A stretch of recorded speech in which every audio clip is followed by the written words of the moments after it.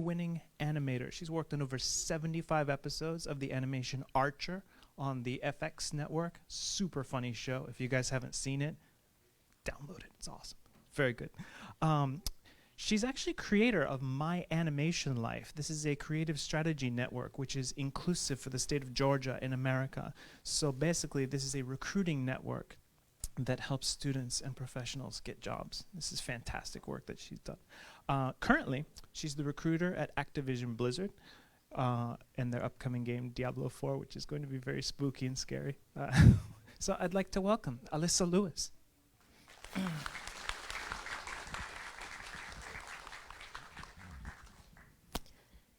Sawadika. Kapkunti Haichan Mayun Tini. Wani Chania Pund Bin Paza Taika. I'm just kidding. As you can see, my Thai is not that great, but thank you so much for humoring me. Today, I do want to present some information to you, and I hope that if you have any questions right now burning in your heart, that they get answered. If you have a piece of paper with you or your phone with you, please feel free to write anything down or look at your phone during your presentation.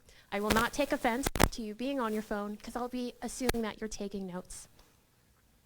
Awesome.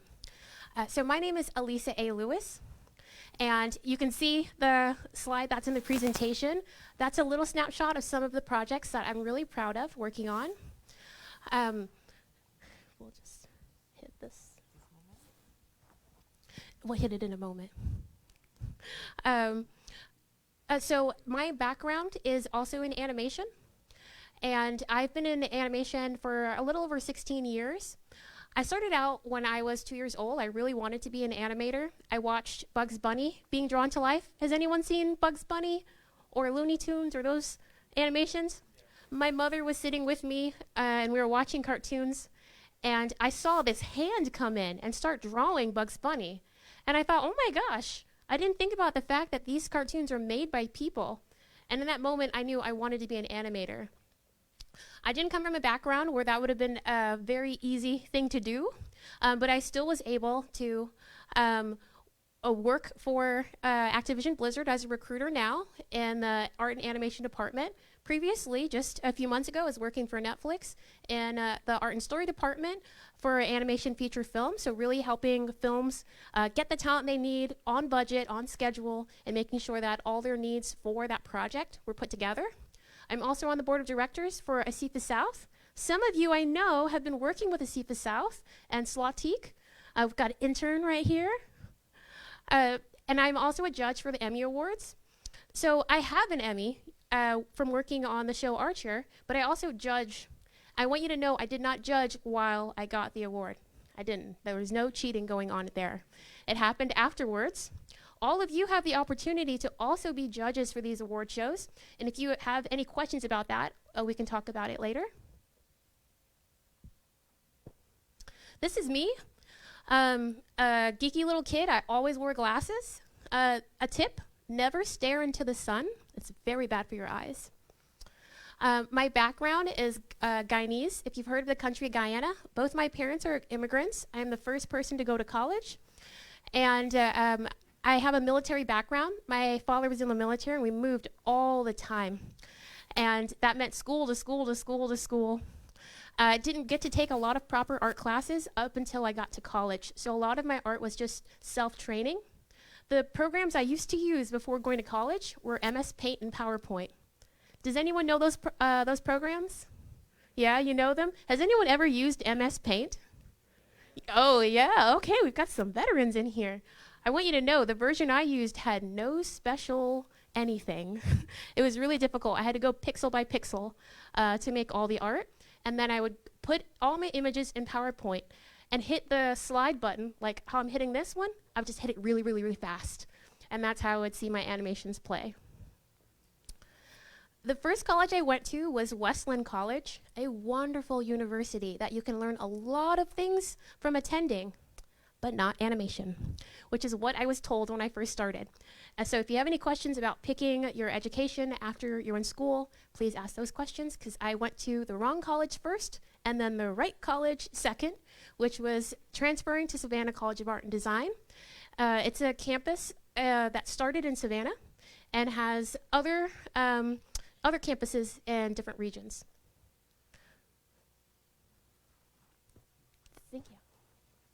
My first job I got when my first industry job was when I was 19. I was 18 years old, about to turn 19, and I was working at Georgia Public Broadcasting. It's like PBS. So if you think of a channel that plays a lot of kid shows, it's run by the state and has a lot of volunteers giving funds to it. That's kind of what that station is like. And my first project was a World War II project where I was interviewing people who fought in World War II who are still alive, and then helping make the art and the animations that went behind our videos. And then the second project I got the same year was my first freelance project, so working for my own company. It was like really small, and it's called Animal Lab. I got to work with a celebrity voice actor, which was incredible at the time. So just to let you know that when you're doing your projects on your own, you might, even though you're small and even though you're starting out, you might still get to work with some pretty amazing people. This show, Archer, was the show that I'm most popularly known for because it's the most popular show I've ever worked on. That was season 3, that first image in the corner. That is the first episode I worked on. And I remember when I first got this job, it was during the recession that happened in America, where we had so many people lose their job, nobody was spending money, and it was really, really challenging to figure out how I was going to get work. So I ended up working 2 full-time jobs, working 72 to 80 hours a week, and having only 1 half day off. And I still continued to work in my portfolio and to try to go to events during that 1 half day off. And I ended up meeting the person who was hiring for this show and convincing them that I should be given a shot. And then I got my shot, and I got to work with this wonderful team for 5 seasons. If you look at that picture, you can see me in it. Can anyone spot where I am? No? Shaking your head? Come on. Yes? Where?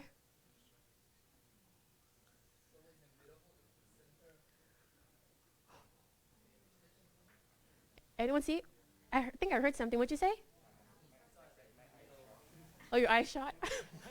I have the red hat on. Right there. Yeah. I thought, of course, I look at me. Yeah. Okay. Thank you. This is a slide from my company. I absolutely adore entrepreneurship. When I started this company, it was just 5 people in my dining room at my house. And we would just get together and share information. The reason why I started it is because when I was in my senior year, like many of you students who may be in various years right now when you're in school, I got a portfolio class that I had to take, and my professor was incredible. I loved him. I was having so much fun all the way up until the second week before we were supposed to graduate. In that second week, my professor goes, oh, shoot. Oh, you know what? We're supposed to be following a syllabus. And so the entire class, we hadn't been following a syllabus. And he flipped through and says, okay, we have 2 weeks to do everything. In 2 weeks, you need to make a website, make a portfolio, reach out to 3 companies, get them to respond to you, apply to at least 3 jobs, and have a list of companies that you would prefer to work for, and your cover letter completed. All in the last 2 weeks. And I went from, oh, this guy's awesome, to, oh, I hate you. Oh. It was bad. I was freaking out. My peers were freaking out. We were scrambling, trying to figure out how are we going to do all of this in 2 weeks. And so I commissioned so many people to help me. I was like, okay, you help me with my website. You help me with this logo. You help me with this. I got all my friends, every family member I could think of to help me. But I still struggled with figuring out what companies do I want to work for? Where do I want to get a job? How do I send an email to someone? How do I convince someone that I should get an interview with the work that I have? Because my work wasn't the best. And so I started leaning on my peers and saying, hey, so what companies did you apply to? I just want to start getting a list of options for myself since we all have the same assignment. And you know what response I got?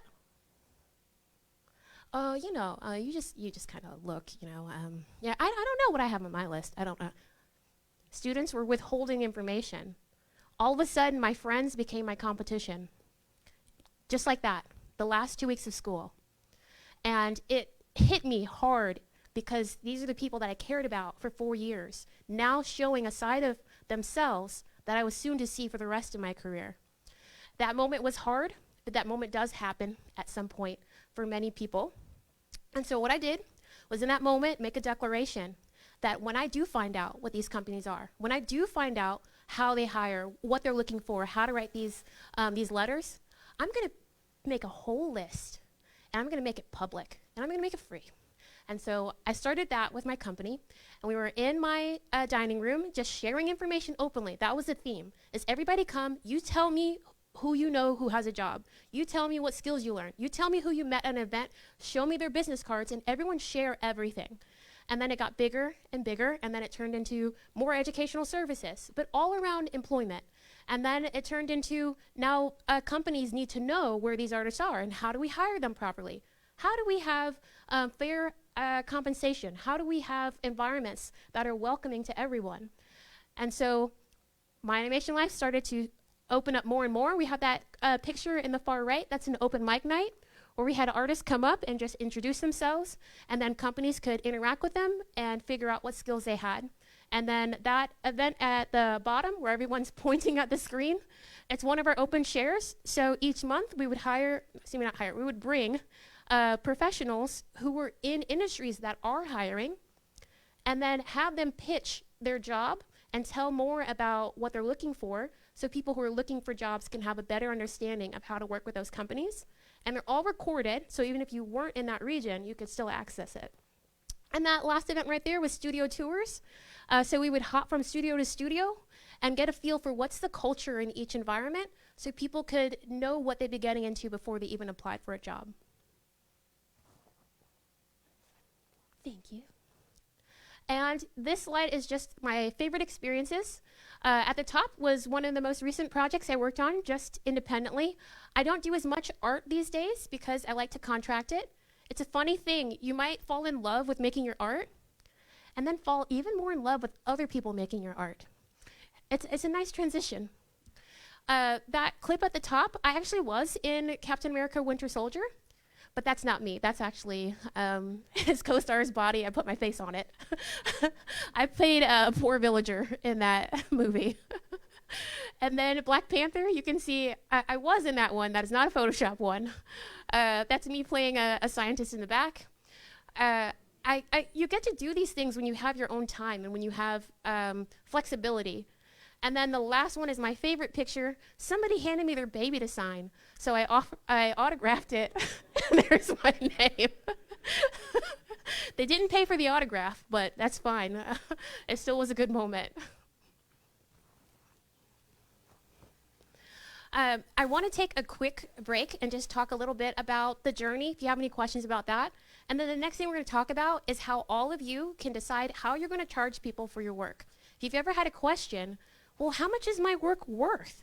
How much should I ask a job for? How much should I ask a client for? We're going to get into that. I'm going to give you exact numbers. So if you don't know how much your work is worth, you're going to know it before you leave.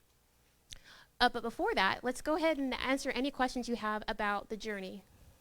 Does anyone have any questions? Or what are some things you're thinking of?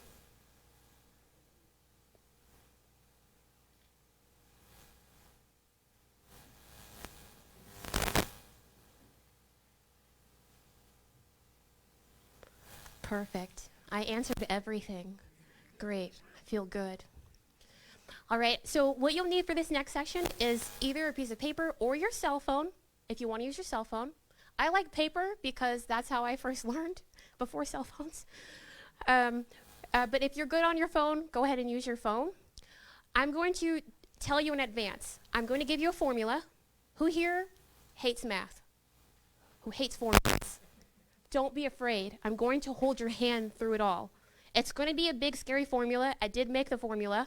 So I can tell you it's not going to be very complicated. It's just going to be overwhelming to look at. Okay. Okay. Some things we're not going to talk about during this. And I put everything on the slides. You're welcome to take pictures of everything. I know you're supposed to make a presentation and have some things hidden and some cool pictures and stuff, but honestly, these are just your notes. So you can just grab them. We're not going to talk about how you're going to market yourself to an employer. We can have that as a separate conversation if you want to talk about how to get yourself in front of people. We're not going to talk about advertising. So if you're wanting to really promote your skills and services on different platforms or through different tools, we can have that conversation, but not during the pricing one. I will also not talk about pricing ethics. There's a lot of conversation of, should I always price what all my peers are pricing? Should I price really high? Should I price really low? What's moral? We're not going to talk about that. And how to get clients to pay you. That is a whole nother conversation, and it will take just as long as it is for me to do this conversation to talk about how you can get clients. And that's the last one, is how you can get the clients. So how to get them to pay you and how to get them, we can talk about that separately. Okay, so money, right? Let's hear it for money. Yay! At first, when I started my career, I thought, I love art. That's all I want to do. I just want to sit there. I want to turn the lights down. I just want to be drawing. Hand me the crayon. Hand me the marker. Hand me the paint. And that would be my whole life. But then this thing called money came into the picture. And money has changed the way I view my art. Money has changed the way I view working with clients and the projects I take on. And it didn't happen immediately. So if I say things and it doesn't resonate with you, please don't worry about that. It doesn't mean that there's anything wrong with you or anything wrong with the message or anything wrong with the peers. We're all in different places. We're all on different journeys. We're all going to have different relationships with how we are compensated for our work, or if we choose to be compensated for our work. Just wanted to put that disclaimer out there. So why should you learn what you should charge? I know the answer's above me, but why should you learn what you should charge? These are some of my favorite reasons. It's that if you decide to have the client allow to decide what the price is, if you say, oh, well, how much can you afford, or something like that, the client's going to tell you how much they want to pay you. And sometimes that doesn't align with what you need to be compensated for whatever work you're doing.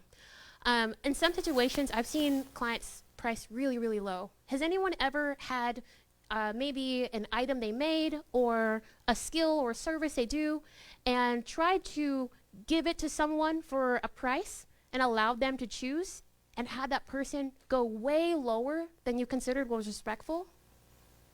Yeah, few people have experienced it. It's not a good feeling. It's really not a good feeling if you're depending on funds or if you're depending on that person. Then it's a really gut-wrenching feeling that you can have. So it's important that you learn what your price is so that you know when to tell them it's too low. Because sometimes they say the price and you might look at yourself and say, oh, is that what you think I'm worth?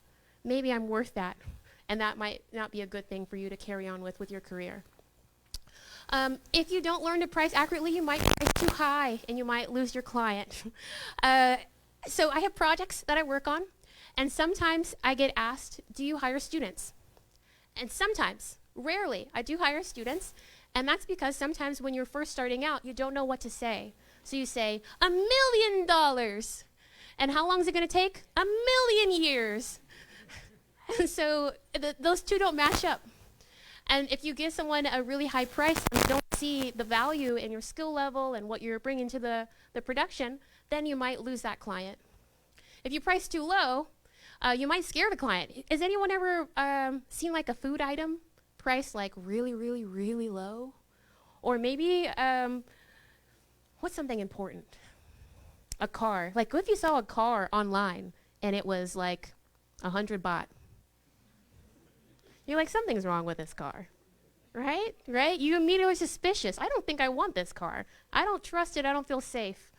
And you might get something. Let's say you get something and somebody hands it to you for free. You might not value it as much as something you actually had to pay for yourself.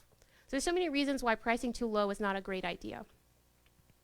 So I put on this slide, pricing too low, you may scare your client. And then even worse, you might keep them, which means they might actually give you that price. And then you're stuck with a low price.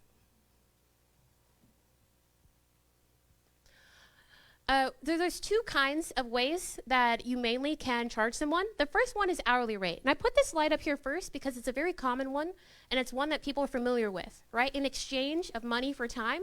So I work on something for a certain amount of time, and then you pay me for that amount of time. Has anyone ever done something like that, where I'll be here for this long, and then you give me this for that amount of time? What happened? Oh. So it's really simple. It's really easy to understand. 1 hour equals 100 baht. 2 hours equals 200 baht. It's very simple. For negotiation, it really speeds up the process. You don't have to do any kind of math. And you're compensated for every single hour that you're working. So there's no hour that you're not being compensated for. But the drawbacks is that you have less low-end clients. So if somebody cannot afford you, that's what I consider like a low-end. And I don't mean that as like an insult to the client. But I have like a scale of like low-end, mid-range, and high-end clients. So somebody I would consider low-end is somebody who doesn't have a lot of money. Mid-range, they have the average amount of money for the average project. And then high-end would be somebody who has a lot of money to complete something that might be considered smaller. So if you have a project, or if you're working for a company and you say, I want to create a character, like I want to draw a character for you, and they ask, oh, well, how much will that be? And then you turn to that client and say, oh, well, I'll just start drawing, and then I'll just charge you for all the hours that I spend drawing. Put yourself in the client's shoes. How do they feel hearing that? How do you feel? Let's say you go to your friend who's really talented. You say, oh, can you draw a picture of me? And they say, yeah, I'll charge you by the hour. It'll be 100 baht an hour. And you're like, how many hours? Oh, don't worry about that. I'm just going to do the best picture that I want to do. Makes you feel nervous, right? Like, oh man, are they going to take 1 hour? Are they going to take 100 hours? So clients that don't have a lot of money are going to be really scared to hear that. Somebody who has a lot of money, maybe a high-end client, they don't care. It's fine.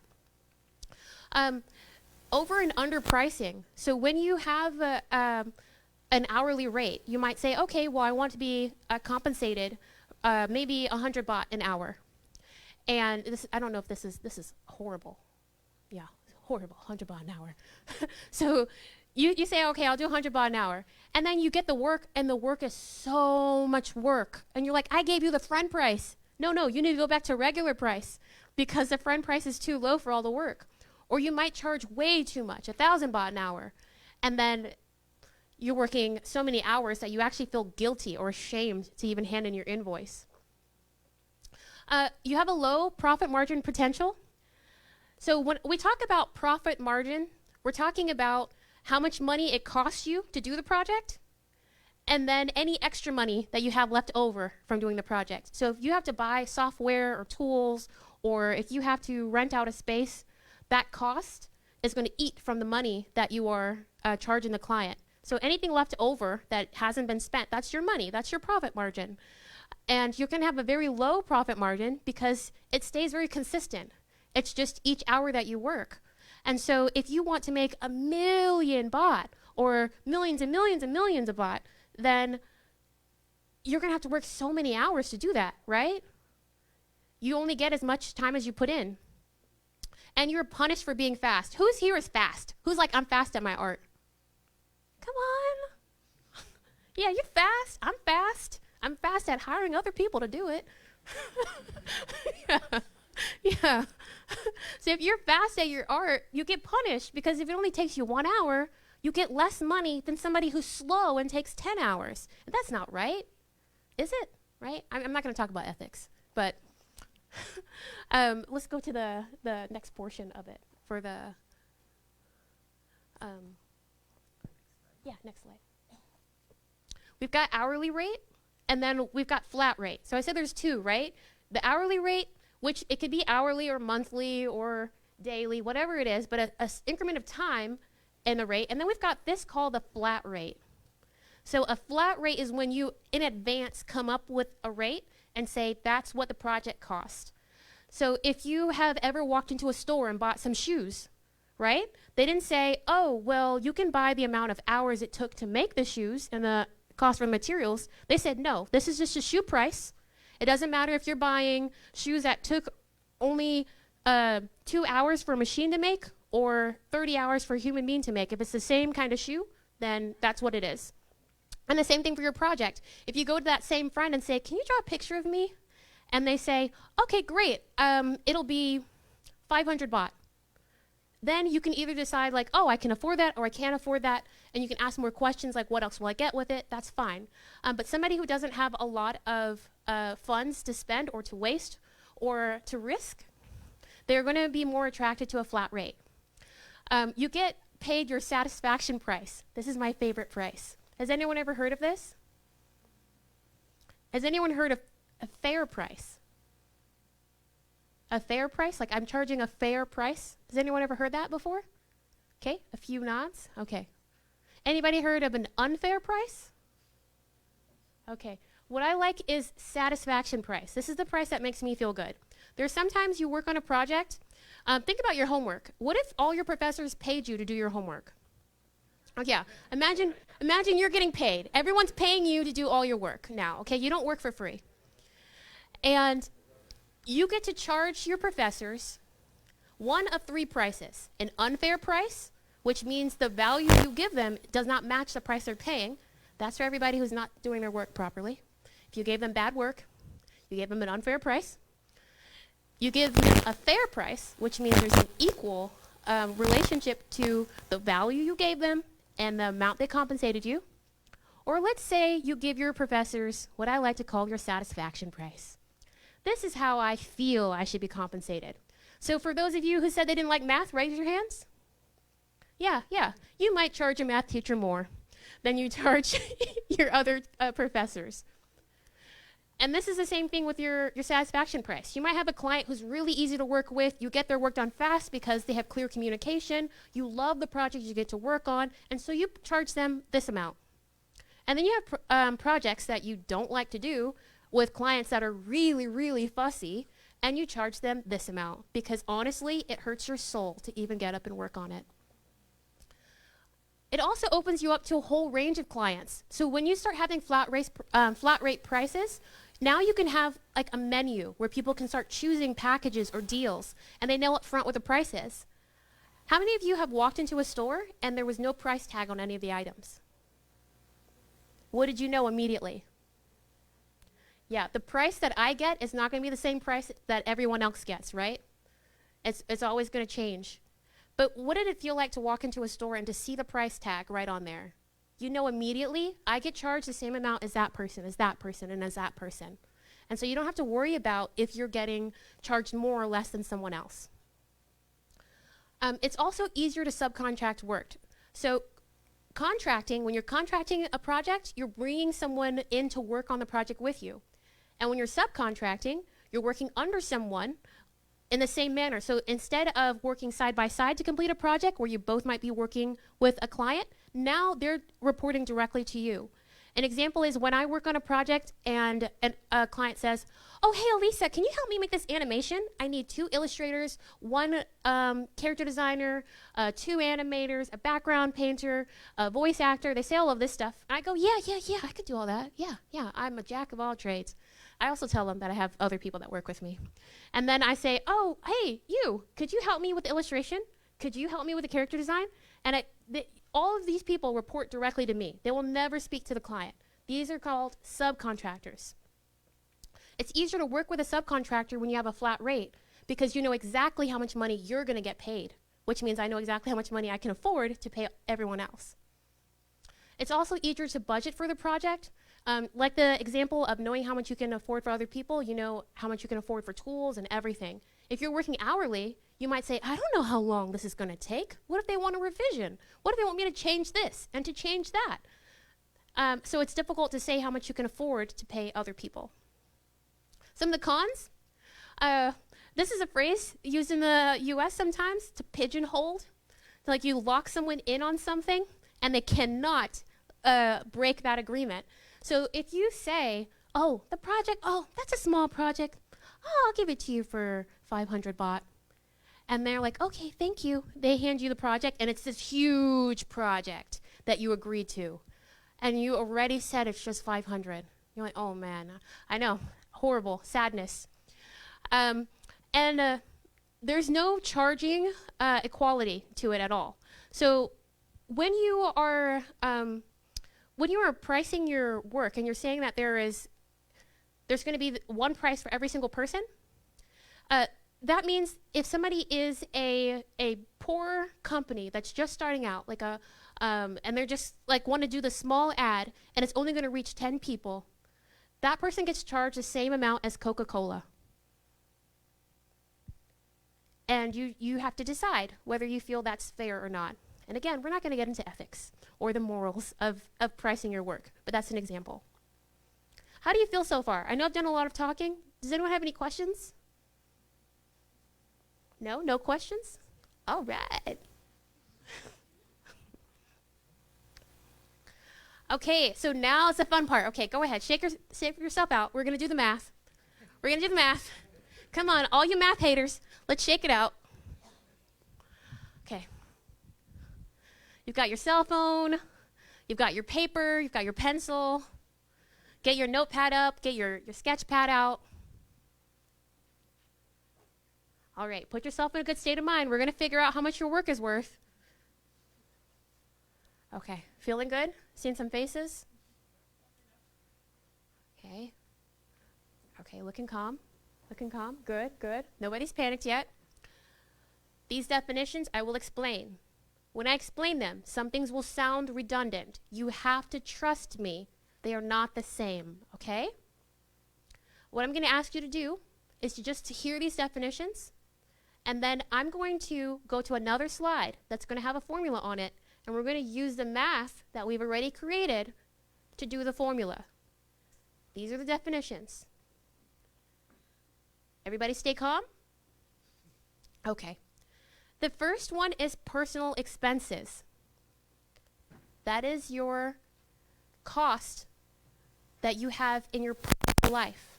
How much does it cost for you to live in a house? How much does it cost for you to go to school or to get clothes or to buy that really nice jacket from the mall that you have to get? How much does it cost for your transportation or any other expense that you have personally? If you have medical expenses, all of that. Everything has to do with just your personal life, not your business, not your art, just all of that. That's your personal expenses. And I'm staring around the room for any confused faces. Please do not get lost this early. If you have a question, just raise your hand or look like this, and I will definitely call on you. Okay. Should I use this? Yes, please. Personal expenses, is it like a certain amount per week or per month? How is it calculated? You can choose whatever increment you like. I like choosing per month because there's only 12 months, and if I go by weeks, there's 52, and that's just a lot. So choose whatever increment you use, but you have to be consistent. So let's go ahead and just think about what those expenses are, and you choose what unit you want to use right now. You don't have to do all the math, but you do have to know what it is right now, okay? Everyone good? Okay. The next one is business expenses. These are how much it costs. This is all the expenses, how much it costs for you to do your business. Right now, your business is your art or your skill or whatever service you're providing.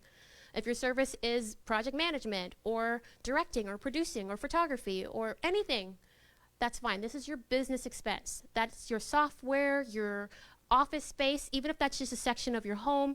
That's your chairs, your pencils, your camera, your insurance, your everything that has to do with it. Your website, your social media ads. If you pay for something, if you pay for tutorials, that's your business expense.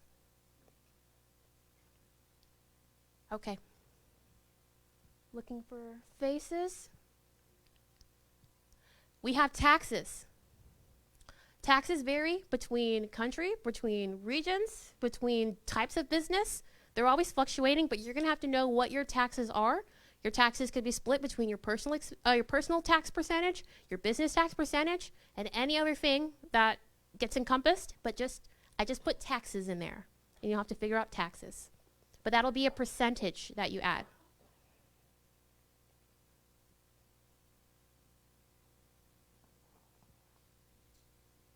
Okay. We've got working days as your next one.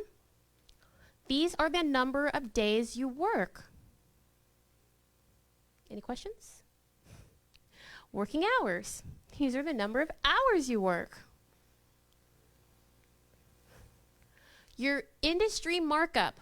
Now, please be advised, I made up all these acronyms. So the letters, I put those letters in there. It's just to be used in the formula. So I'm putting IMU. You will not find this in any Google search. This is your industry markup. And the industry markup is what is already being what's already the standard for that rate, for that skill set. So if animators get paid a certain amount at certain companies, and you feel your skill level falls within the same range as them, then you would have like the same level of markup. But if you are more talented than the average artist, you would have a higher markup. If you are less talented, you would have a lower mark. I guess a mark down. I don't know. You mark down the prices. What I like to do with industry markup is have it on a scale. I use a scale of 1 to 5, and I actually brought this when I was working at Netflix. I brought this up as well, of having artists ranged on tiers and ranged on the amount of skill they bring into production so that we can hire people more equitably. So if you think your skill right now, I'm going to give you the number you're going to use. If you feel right now your skills are very, very low, like just starting out, I barely know what I'm doing, I definitely need someone to watch me and to hold my hand. If you feel like you're down there, give yourself a 1. That is the number you're going to put in there. Okay? If you feel like your skills are just above a beginner, you already have a baseline information, you know kind of what you're doing, you do need someone to check in on you from time to time, but you're doing okay. It's not good work, it's just okay work. If you feel like that's where you are, give yourself a 2. If you feel like your skills do not need a supervisor, you can go to a job and you'd be a first year or early entry career person, or you'd be somebody who just started out in the career, but you could definitely get a job. Not a great job, but you could get a job with your skills right now. Give yourself a 3. If you feel like your skills are a little bit above that, where yes, it feels like you could get a job, but it also feels like you'd be good at that job. You'd be making good work. People would look at your portfolio and say, it's good. If you feel like you are good in the industry, give yourself a 4. And if your skills are great and they command a higher level of attention, a higher level of compensation, you feel like you're definitely above the average artist, you're even above the artists that are working in studios, give yourself a 5. Okay, does everyone have their number? Does anyone need a little assistance? Yes? Okay, just putting on your mask. Okay, everyone has their number? Okay, good. We've got the next one, project cost. This is the cost of the project. Project rate. This is how much the project is going to be charged for other people, so how much you're going to charge. You've got your daily rate, how much you charge per day. Hourly rate, which is how much you charge per hour. Your minimum acceptable rate, your MAR. This is what many of you are going to be finding out today, is what is the lowest amount of money you're able to charge and still be fair to yourself. If you charge any lower than this, you will be poor. So do not charge lower than this. You're going to find out that number. And then your hourly rate. So your hourly rate is different. I can't tell you how right now. It just is. Trust me. Let's go to the formula. Okay, we still feeling good? I know. Shocked faces. Okay, don't look like that, okay? You were trusting me. You were doing good before. Continue to trust me. It will be fine. It will be fine. I made this, okay? This is how you're going to figure out how much you're going to charge. Yeah, you see, it's just addition and division. It is elementary school math. It's fine. And we are here for you, okay? So you're going to do this math right now, separately. and then you're going to put it together, okay? Okay, so we have the first one, your personal expenses plus your business expenses equals your project cost, right? Your project costs, how much it costs for you to live, how much it costs for you to work, that's how much you have to charge, right? That's your project cost, right? Let's go ahead and put those numbers together.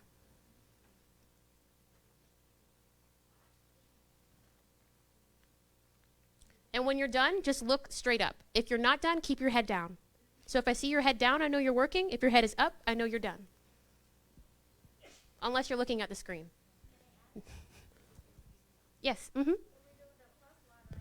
Yeah, just the first one. Just the PE plus BE equals PC. Just the first one. Yes. Which one between PE and BE makes more sense to be like higher?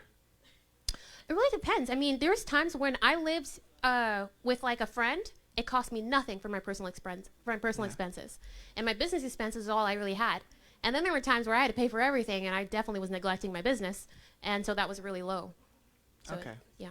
All right. So it also depends on like the time. I Yeah. guess. Like if you live with your parents, you should have next to no personal expenses. Okay. Got it.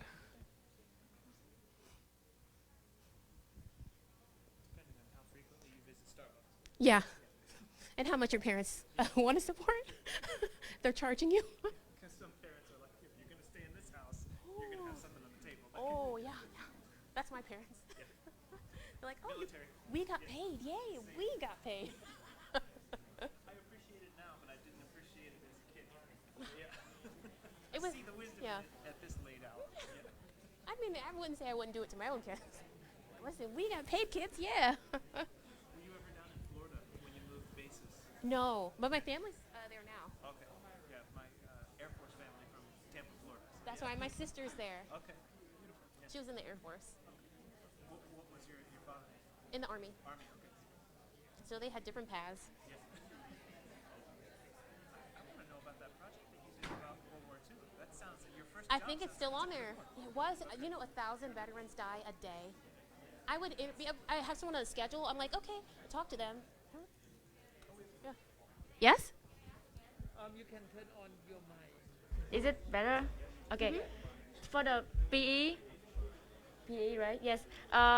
Do we count like now or later? Because I maybe Just now. Just now, right? Just today. So count the tuition free we study for Bangkok University. That's your personal expense. Ah. Well, actually, you know what? No. What does it fall into personal or business for school? If we pay. It is for your career. You know what? Put it in a business. This is a business expense. And what happens if we have equipment? Already have equipment. So do we count it in, or like we just let it free because we already have it? So we want to think about how much you're going to charge a client for the project that you're going to do next. So if you already paid for it and it's like not an ongoing cost, then maybe don't include that one. But if you have a subscription or like a monthly fee, so if you have like a charge for the utilities, or if you have like an Adobe subscription, I would put that in there.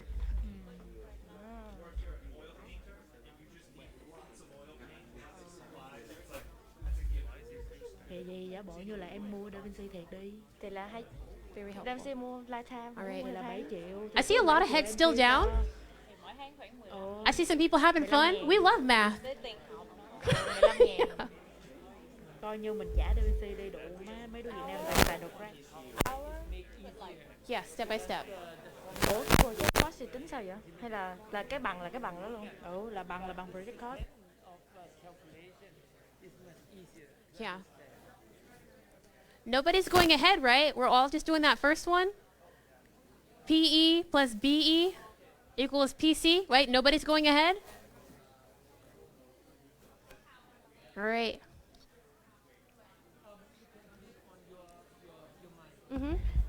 Yes? Okay, so this is like monthly or daily or So hour? whatever now. unit you chose, what is easier for you to calculate? Do you get expenses that happen every day? Do you have monthly subscriptions? Do you have annual subscriptions? Yes, and monthly for me. So monthly might be easier. But there are some people that honestly have daily expenses, so that might be easier for them. Thank you. Okay? Sometimes you got monthly, right? And then you can divide into like weekly and then break it down into like hourly. So when you got the rate, it's much easier for you to calculate by hourly after you break it down. Okay, we have a good portion of people who have figured it out. If you don't have your exact perfect number, you can always come back to this. Okay? Just throw like an average out. All right, do we have everyone's eyes? Are we back? Are we back? Okay, I see a few still working feverishly. Okay. Most are back. Okay, so the next one we're going to do is take that PC, right? Right? All right. We did that first one. PE plus BE equals PC. Now we have PC. We're going to take that PC, that answer, and PC plus T, which is your tax percentage, it needs to be a percentage, equals your PR. Who remembers what PR stands for?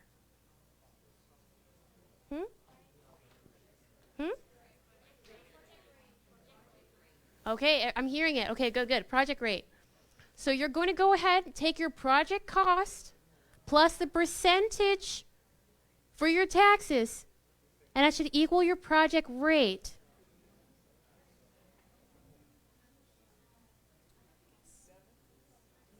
That is What is the tax rate?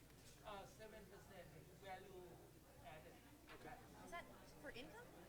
No, that is like that 7% value added. Yeah. So like if you buy something, it's 7% tax on top of it. So if you spend 100 baht, it's even. You're like doing a project. Like it's the same. Oh. In the US, they give you so many rates. It's like some states 6% for products, 8% for. I realized after living in Hong Kong what a mess the American tax system is. I had no idea. I thought like tax is always a mess. I'm like, no, just in America. Yeah. Only in the States. Yeah. Even you work around the world, right? You still have to pay tax. Oh yeah. In the US. Well, you pay it. Actually, the government takes it before you even get your hands on it. And that's unique to the States as well. Double taxation. If you give it to someone else, they get taxed too. Every single hand that touches it. Yeah, it's rough. It's All right. Do you have questions? Question? So they deduct it from you before they pay you.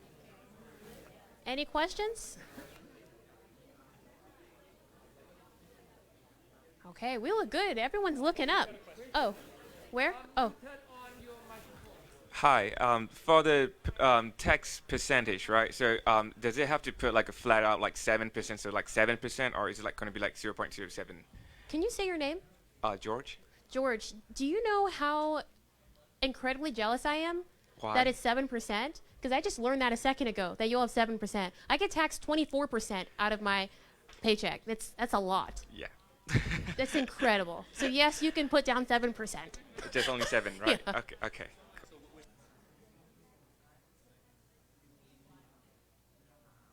I think a lot of the students here, they have this idea that like, oh, you go to America and you just immediately get rich at the airport, like when you land. I'm like, like no, people work and they're tired. Yeah, like, you work hard and it's like you can tread water sometimes. Yeah, you have to be smart about how you do your. This is brilliant, by the way. I like what you're doing here. I had the same experience, mystified. Like when I graduated, I'm like, but now what? Because I thought it's just all about drawing. Like if I get better at drawing, everything will be open to me. It's just the skill. Oh, like, no, it's a small part. school never ends. It's maybe 30%. Your talent and your skill, maybe 30% of your overall success. You know. Who you know, what you know, what you can bring to the table, other than use your art. I try and tell them, but I remember when I was 20, I didn't get it either. So Yeah, I be didn't get it patient. until I like slapped him. Yeah. Reality is like a big fish just hitting you. Big dirty fish with Yeah, scales. a tuna. Yeah. Oh, do we have a question? I have a question. Like, I'm over here. The tax is the one that is what cut from our incomes, right? But what if we didn't have income yet? Like, we didn't start a job, we got no income, we got the money from our parents. It's how you're going to be charged. Yeah. So when you do a project, you're going to get taxed on that project, and it's that percentage. Oh, so we calculate from our project cost, right? Okay, okay.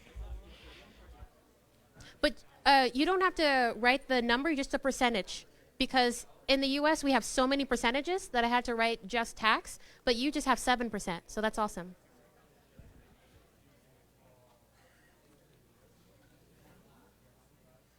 All right. Seems like many of you are done with that part. Now we're going to go to the next line right under it. We already did PE plus BE equals PC, right? And we took our PC and we added it to our T, which is our taxes, and we got our PR. We're going to take our PR right there, our project rate, and divide it. That slash means divide. We're going to divide it by our working days. How many days you're going to work on this project? You might be thinking, Allyssa, I don't have a project. What are you telling me divided by the days, right? How many days are I supposed to do? I want you to think of a project in your head. What is your skill and what is the one project you want to do next? Don't say, I'll take anything. Don't say that. That makes this very difficult. Just choose one thing that you want to do next and think, how long is it going to take you to do that project? What we have to do is pretend like a client's right in front of us. The client says, hey, I need you to do this project. How much are you going to charge me? You need to know exactly the number you want to charge if you're going to do a flat rate. So think of that project. How long is it going to take you to do that project? Think about your schoolwork. How long does it take you to do your homework? When you get a project, yeah, I heard 3 weeks, yeah. So maybe it takes 3 weeks. That's fine. Divide it by those days that you're working on it. When I think of a day, I think about a complete day, not you working 1 hour here, 2 hours there, 4 hours there, but a full working day. If your working day is 8 hours, then every 8-hour day, those are your days. If your working day is 7 hours, if it's 6 hours, if it's 10 hours, whatever it is, go ahead and put that in there. Different regions, just a fun fact, different regions have different working days. So some countries don't allow you to work a certain amount of hours because their working day is smaller or longer than somebody else's.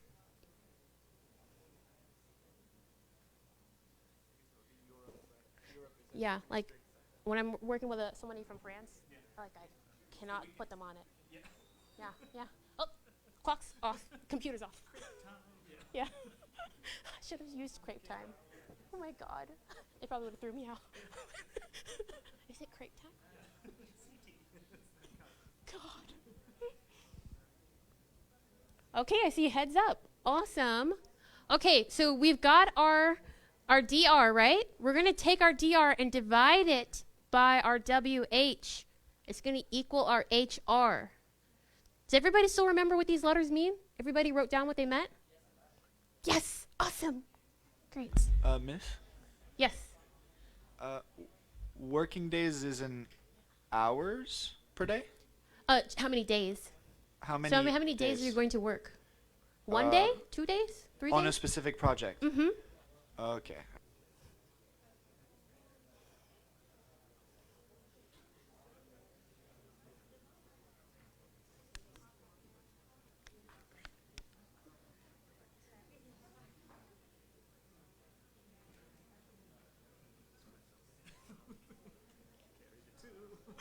You're doing it in your head?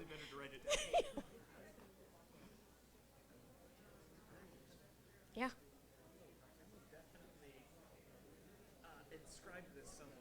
Yeah. I used this at Netflix and I expanded it for helping with, we have a project, I'm trying to compensate people equitably. And so it's like, honestly, we can do the math on how much each person should be compensated, not just on this factor, because this is on the artist side, but there's a factor on the hiring side to figure out how much a project is worth and how much each person should be paid based on their living, their skill level, everything. Speaking of equitable and Georgia, I met a voice actor who he worked for, what was the project? You know the Adult Swim network, they had the Aqua Teen Hunger Force, that was it. Oh. And he did voice talent for that, right? And Was it Carrie Means? you know it? Yeah. Okay. He was talking about because he's from Georgia, he's compensated completely differently. I'm paid less from the other states. from Blizzard. And they tell you their percentage. You're like, this is how much less. And it's also out there on the internet. Yeah. So everyone knows, but it's like if you were to buy a house in Pasadena, you I know. I was like, oh, well, then I live in Los Angeles. yeah. I'm working remotely. Sure. What do you know? Apple Valley. Beverly Hills. Yeah, just rent an apartment in some awful place in the middle of nowhere in California. Oh my gosh, yeah. They told me they're like, I think Apple, Facebook, Netflix, Blizzard, most of them was 15% less. I can't believe you know Karen Needs, but you know what? I should stop being surprised because we went to the same school already. Yeah. So I guess it's the same. I mean, who else is around from Aqua Teen Hunger Force? That's true. Yeah. He's like the only cast member. That's true. Yeah, I met him in college a couple years ago. It was cool. Very small. I never thought that I would be in Bangkok talking about it. Couldn't predict that. Now, speaking of that, do they send you home as far as... They are not supposed to send me anywhere because I'm remote. And I've already reiterated that in my terms, but they said that there are times when they will ask. They just will tell me in advance, and I'm like, okay, that's fine. But I mean, I'm having to fly from Bangkok all the way to Florida to go pick up my laptop because they refuse to send it here. That's what you were referring to Yeah. earlier about you have other issues. Yeah, the biological problems are nothing. Yeah. Technical problems. Yes. Soldier, yeah. It's a lot. It's a lot. You've endured quite a lot. So culture is completely different than Blizzard. Do they say Activision Blizzard every time? No, I think because I was they've an got old different player. entities. Yeah. And as so an old person who played Warcraft and Warhammer 1, I just think of it as Blizzard. it was The Blizzard. Activision acquisition Yes. happened later. So Yes. that's, yeah. And King and all these people Yeah. that are a part of it. So they might say King Blizzard sometimes. Okay. And if they've got some other subsidiary, they refer to it as All right. It looks like you're all doing well. Does anyone have questions on this? Awesome. Feeling good. Okay, last round, you all. Time to take it home. Let's take that HR. Does everyone have their HR? Right? Everyone's got it? Yes. Let's do this. We're going to take our HR and we're going to multiply it. That's what that X is for. By that word I invented. Right? Your industry markup. Right? So you know that number. If you have a 1, you're going to multiply your HR by 1, which is going to give you the same number. If you're a 2, you're going to multiply it by 2. You're going to go all the way up. You celebrities are going to get it 5. You know what? I've actually worked with people who do have 5s. I've worked with people who are celebrity artists. They get paid so much money. So much for their work. And they definitely could put a 5 here and no one would bat an eye. Other than the obvious of just Googling up what other people are making, do you have any recommendations for these guys how they can calculate industry markup? Like suggestions yes, for I use tools. estimating themselves? Yeah, so if you were, so we'll get this number, and this will be your number. Everyone get this number. But if you're wondering how a company is going to view you in compensation, I can give you some of those factors. Some of them are like your region, how much work you've been doing, all of that. This is the number you're going to give the companies. You're going to give your clients. They're already going to have a number that they want to give you. And I can tell you more about that and all those factors. And I do have resources. I do have sites that I use. Okay, whenever you have your number, please just put your hand somewhere where I can see it when you're done. When you're like, I've got my number. Okay, good. Got another person, another. Okay, just keep it up so I can see all the hands. You can rest it on the table if it gets tired. Yep, rest it right there. You can rest it. Perfect. When you're done, you've got your numbers. Anyone over here have your numbers? Hey, what are you doing in that corner? You all have your numbers? All right. Okay, I see hands. I see your hand. I see your hand. Good. I see your hand. And yours. And yours. Yeah, 2 of them. Okay, a few more people. Oh, hands here. You see, this crowd needs to be like this crowd right here. A whole cluster of people with their hands up. Okay, good. The drummers, yeah. What is this? What is this instrument? Horns, okay. Where's the flutes? Flutes in the front? Okay. I see hands. Good. Who needs to redo their math because their number feels wrong? That should be everybody. You know why? Because the reality is, it's really common for people to not charge what they need to charge. It's really common. And it's something that people have to experience when they're first starting out, is working really hard and being paid next to nothing and not being able to take care of things in your life because you made the mistake of charging too little. That's a really hard lesson, especially if you already can correct that math while you're working on the project, but you have a contract that says you can't charge more. That's a really tough situation. And after you go through that a few times, you really learn to put at bare minimum what you have to charge.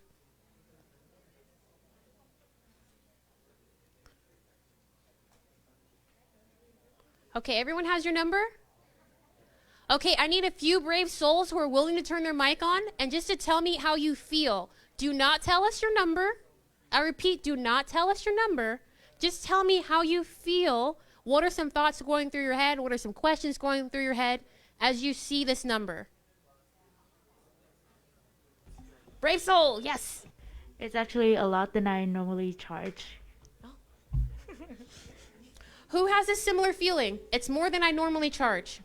Okay, view some hands. See? Not alone. Not alone. Awesome. Okay. Okay, who has another feeling or comment or question? Looking for hands. That's what I'm fucking rich. I'm happy with my number. Huh? Where? Oh, there you are. Yep. You're happy with your number? Yep.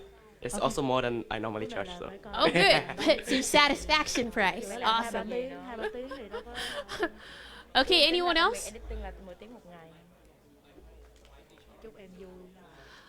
Okay. Raise your hand again if you felt like your number was wrong. You felt like, oh, I did a mistake. Something's wrong. Few people?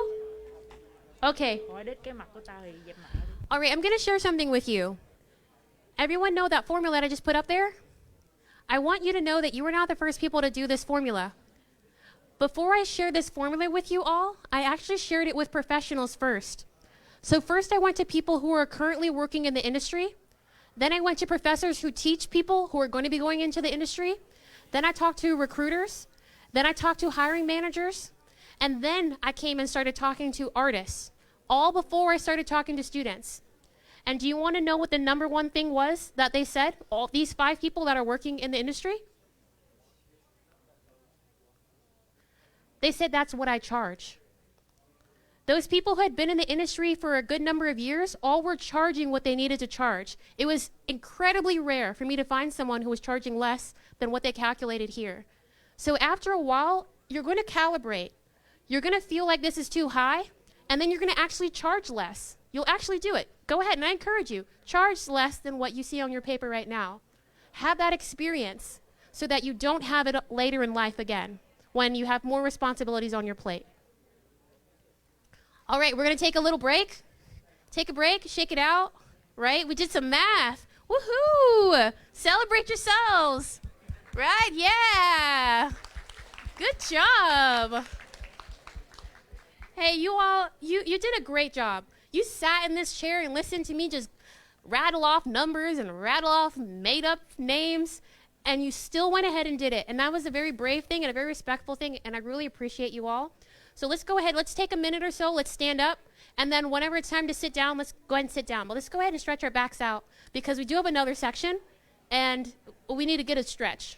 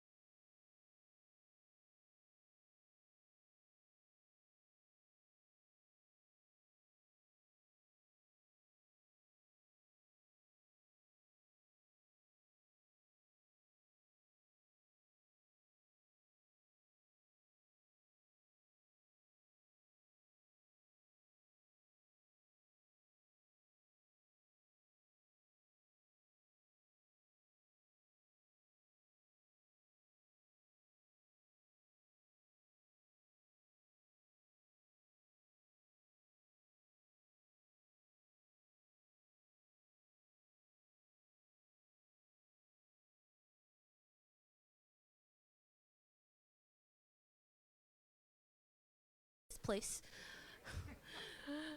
I'm just kidding. You all have been wonderful. Thank you so much for being so welcoming. So we've done this calculation. We figured out what our rate is that we need to charge. If anyone has a genuine concern that their number is not correct, please contact me right after this. We'll talk about how we can make the correction so that you do leave with your rate, just like your peers are getting to leave with their rate. I want to quickly go over 3 slides. They're going to be really fast because it's not information that is like you need to know it right now. You just need to have an idea that there are different ways for you to be compensated. We can go to the next slide. So we've got some types of rates. We talked about hourly versus flat rate, right? That's the main ones I wanted to cover because they're really popular ones and they're ones you're most likely going to run into. So we have the hourly rate, and it doesn't have to be hourly. It can be day rate, monthly rate, whatever it is. But your time being exchanged for money versus your flat rate. You just saying this is what the project costs. Does everyone remember that? Great, okay. Then we've got freelance versus studio. So if you're a freelancer and you're working on your own, you're going to be compensated differently than someone who's working in a studio as an employee. So what we're really talking about is contractor versus employee. If you are a freelancer, there are certain rules that companies have to follow when working with you. They can't tell you how to dress. They can't tell you when to show up. They can't tell you how to get your work done. So you get to use whatever software or tools that you have for your work. They also don't pay your taxes for you. They don't pay insurance for you. They don't pay a lot of benefits for you. So you cover all of that on your own if you're a freelancer. You're essentially your own business, just a one-person business. And you can even choose to work with another person and expand your freelance. But that's freelancing. If you're working for a studio, you're most likely an employee. And if you're an employee, then you have some rights, right? Every region has a certain amount of rights for employees. You have benefits. You have maybe a timeline of when you get compensated. Maybe you get, like in the US, it's very popular to be paid every 2 weeks. Whereas a freelancer, you might get paid once. You might just get paid for the entire project at once. Or maybe half up front, half at the end. You really get to decide that. So you have a lot of freedom as a freelancer, having your own business, but you also have a lot of responsibility of taking care of yourself and everything that goes into having that business, and you're accountable to the government instead of your studio. When you're working in a studio as an employee, you're going to have a lot of rules, but you're also going to have consistency. You're going to know that somebody else is taking care of you on a certain timeline, and it's going to be really predictable about what you expect from that company for your work. We've got incremental versus retainer. That's that last one. So sometimes you can get paid incrementally, so give me half up front and half at the end. Maybe it's a really big project. Give me 20% here, 20% there, 20% there, 20% there, and 20% there. So you might break it up however feels comfortable to you. It could be 40%, 60%, 10%, 90%. You could have whatever you want. We've got retainer. I've done this before on a retainer. If you've ever had a client who says, hey, can you do this little bit of work for me? And then next week they're calling you again for another project. And then 2 days later, another thing. And then maybe they skip and it's like 5 days later, they call you for another thing. They're like, oh, can you do this? Oh, can you do this? Can you do that? Those kind of people that are constantly asking you for things, but you don't want to draw another contract up. You don't want to go through the entire sending an invoice, that whole thing. What you do is say, hey, think of me like Spotify. I'm a subscription. You're going to pay me monthly or weekly or whatever you decide on. You're going to pay me, and I will just be available to you. So you can subscribe to my services. Some careers that commonly do that are people who are in web design or graphic designers. Anyone who gets tapped on constantly. If you're in social media and you're making content for people, they might say, oh my gosh, I forgot this holiday. Can you go ahead and help me make these posts? So if you feel like they ask you for work constantly, you might ask to be paid on retainer. Any questions about this slide? Okay, these next two are going to move a little faster. We've got additional factors. So I just helped you figure out your rate, some of you, most of you. There are other things to think about. That was just the minimum you can charge people, but there are so many other things. You got to think about the market rate. Not the industry markup that we did before, but the actual going rate that other artists are charging for that skill set, for that title. So you have to go online or ask people about it or go into your industry book and figure out what are people commonly in this skill range being compensated. You also have to think about the region you're in. The next section is your inherent value versus your perceived value. So your inherent value, right? That's your mom loves you, right? You're special. You're my princess. You're my prince, right? You deserve so much money, all the money in the world. That's your inherent value, right? You're wonderful. Your inherent value could also be, this is what you are given because you have this title. Because I am a senior level person, I deserve this. Because I have a master's degree, I deserve this. This is just what goes into your value. And then there's this thing, and I cannot stress this any stronger. This is the most important thing that you will have to deal with in your entire life. It doesn't matter if it's your job. It doesn't matter if it's a relationship. It doesn't matter if it's your family. It doesn't matter if you're walking down the street. It doesn't matter if you go to a store. This is the very most important thing you will have to really think about, and it is your perceived value. What do people think you are worth?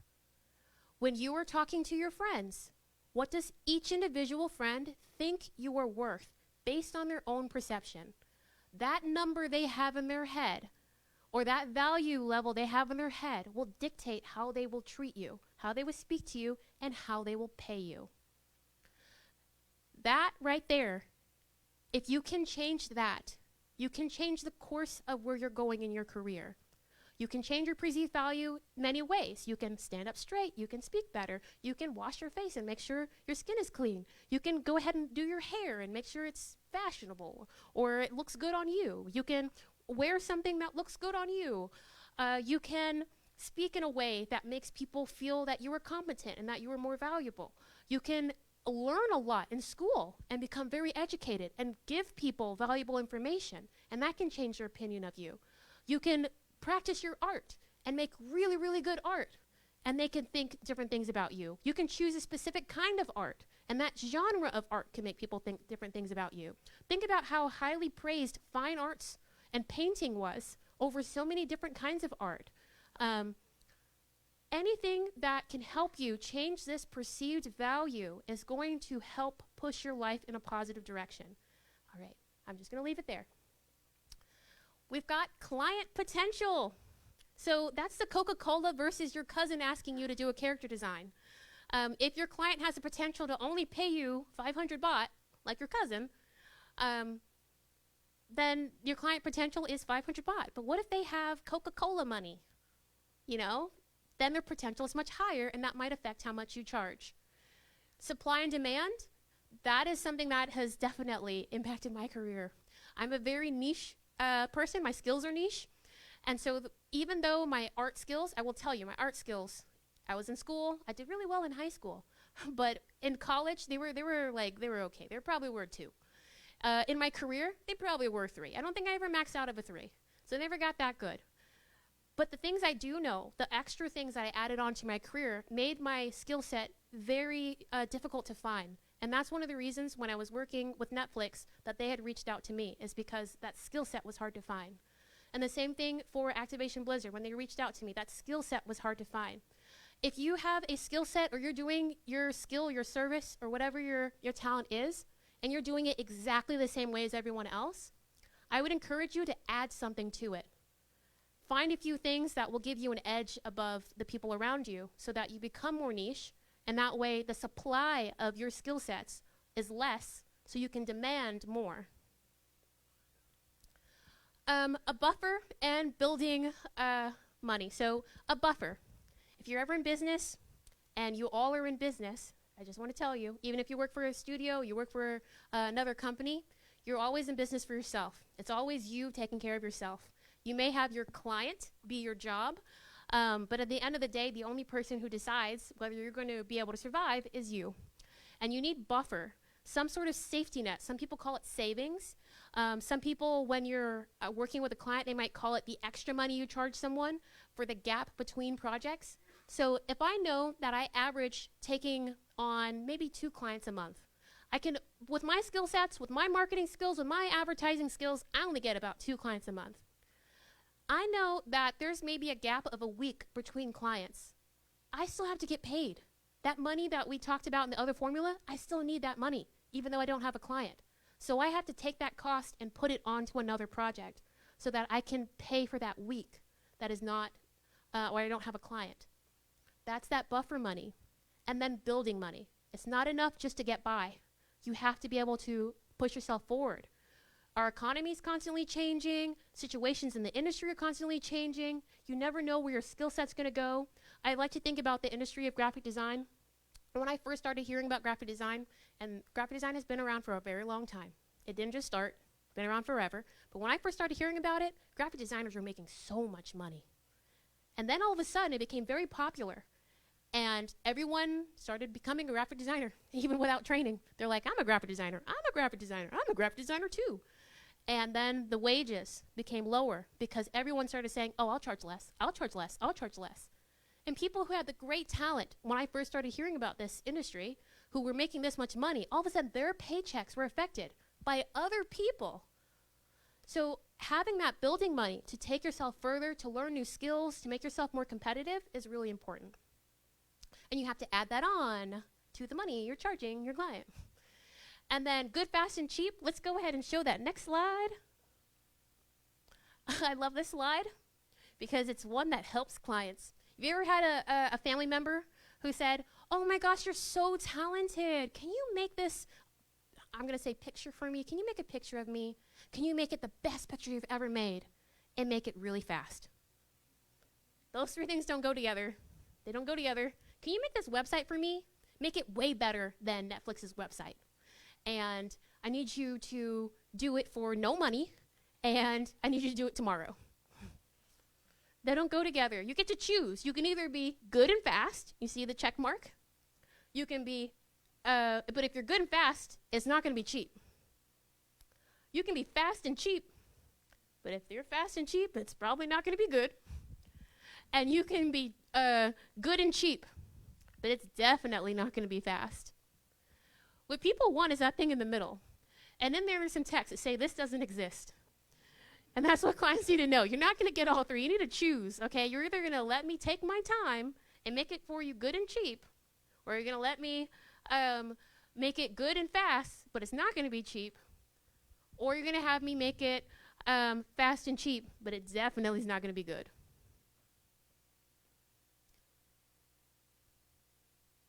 On the side, there's some text, non-negotiables. So you're going to use this when someone's talking to you and you want to say, hey, I cannot go further than this. You need to choose 2. When you're calculating your fees and someone says, oh, I want it to cost this much. And you say, well, then one of these has to change. You need to change your timeline, or you need to change the level of the quality of work you're asking for. Or if a client needs to be explained to, you just need to look at the center. It's a no.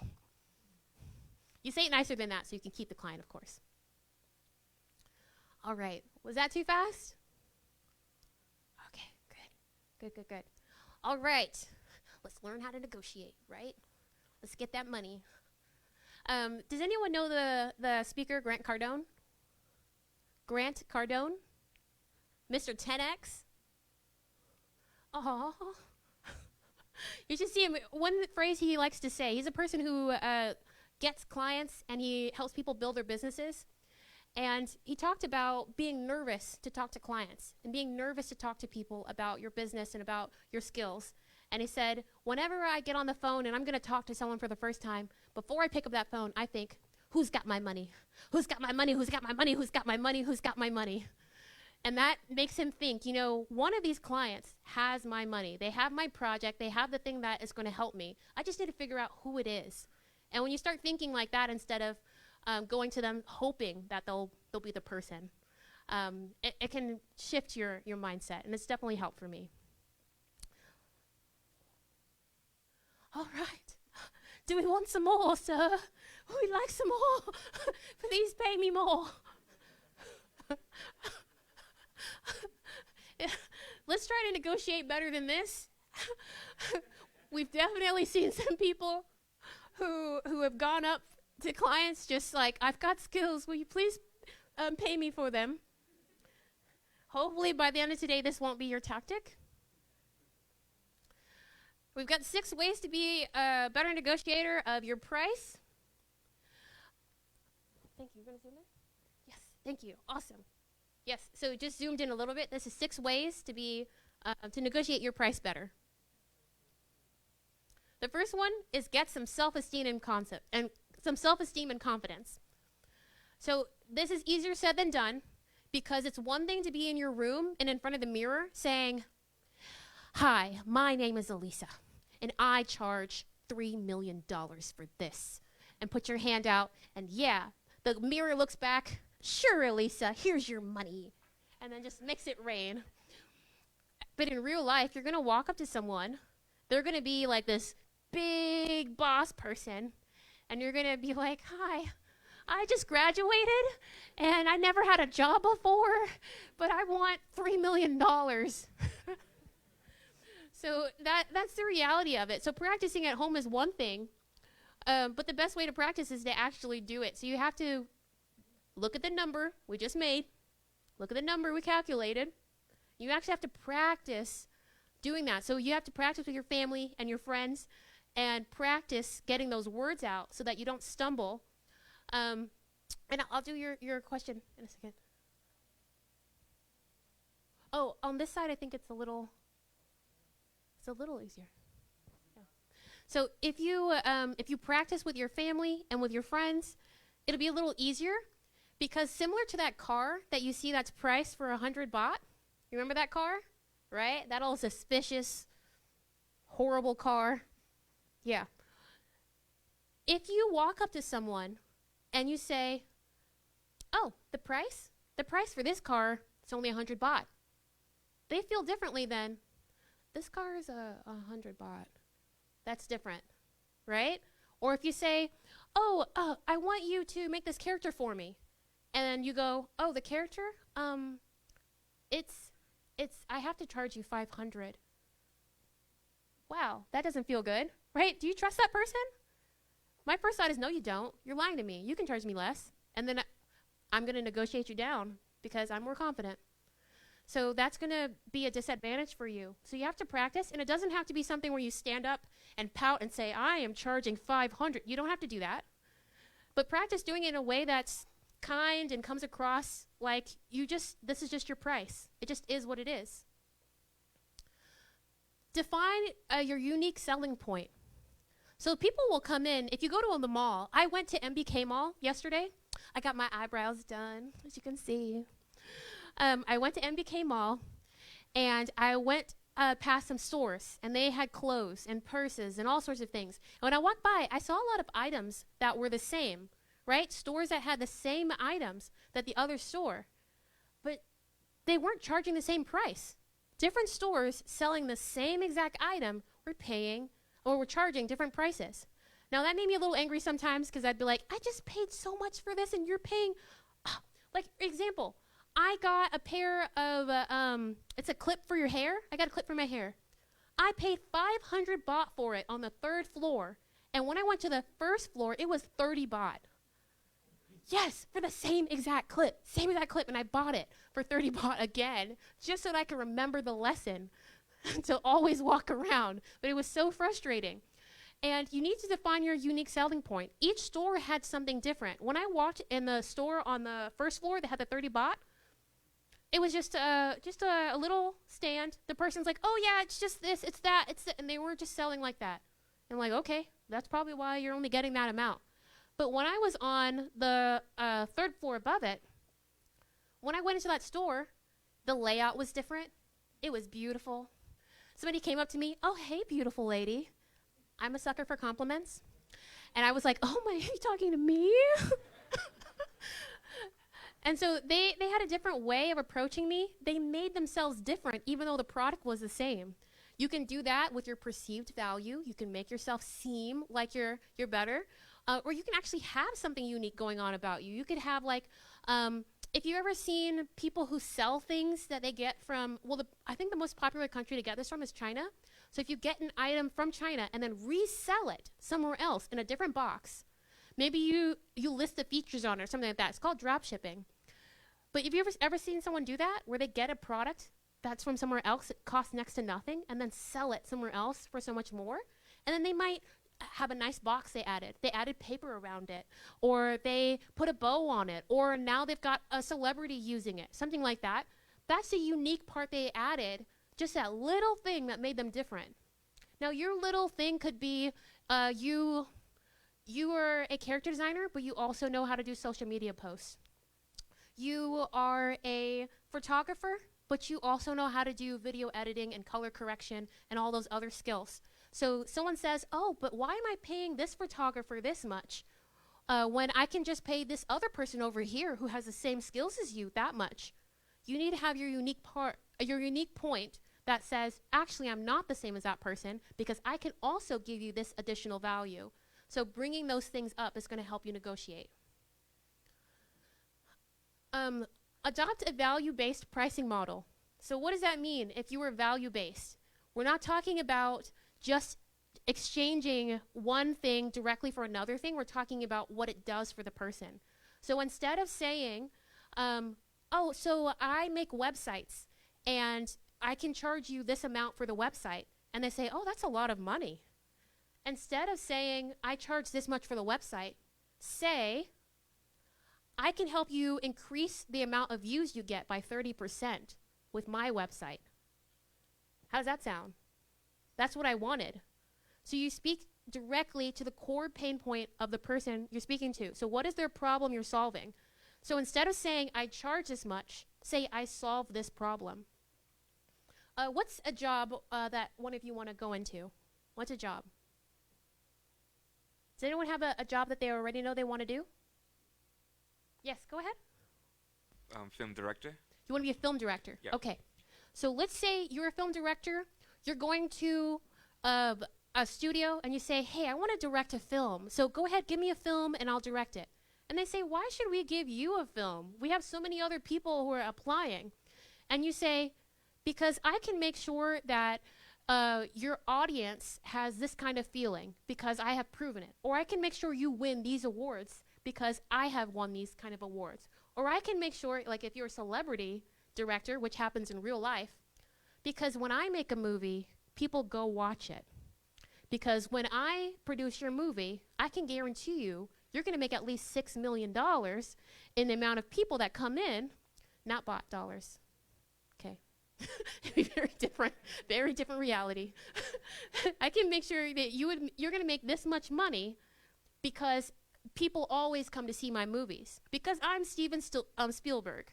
You know, that's why. And I mean, why is Steven Spielberg any different from any other director who's very talented? Because people go and watch his movies. And so that brings something extra. Find out their budget first. I underlined it first. Please don't find out their budget second. So this is even before you talk to them, try to figure out how much money they have.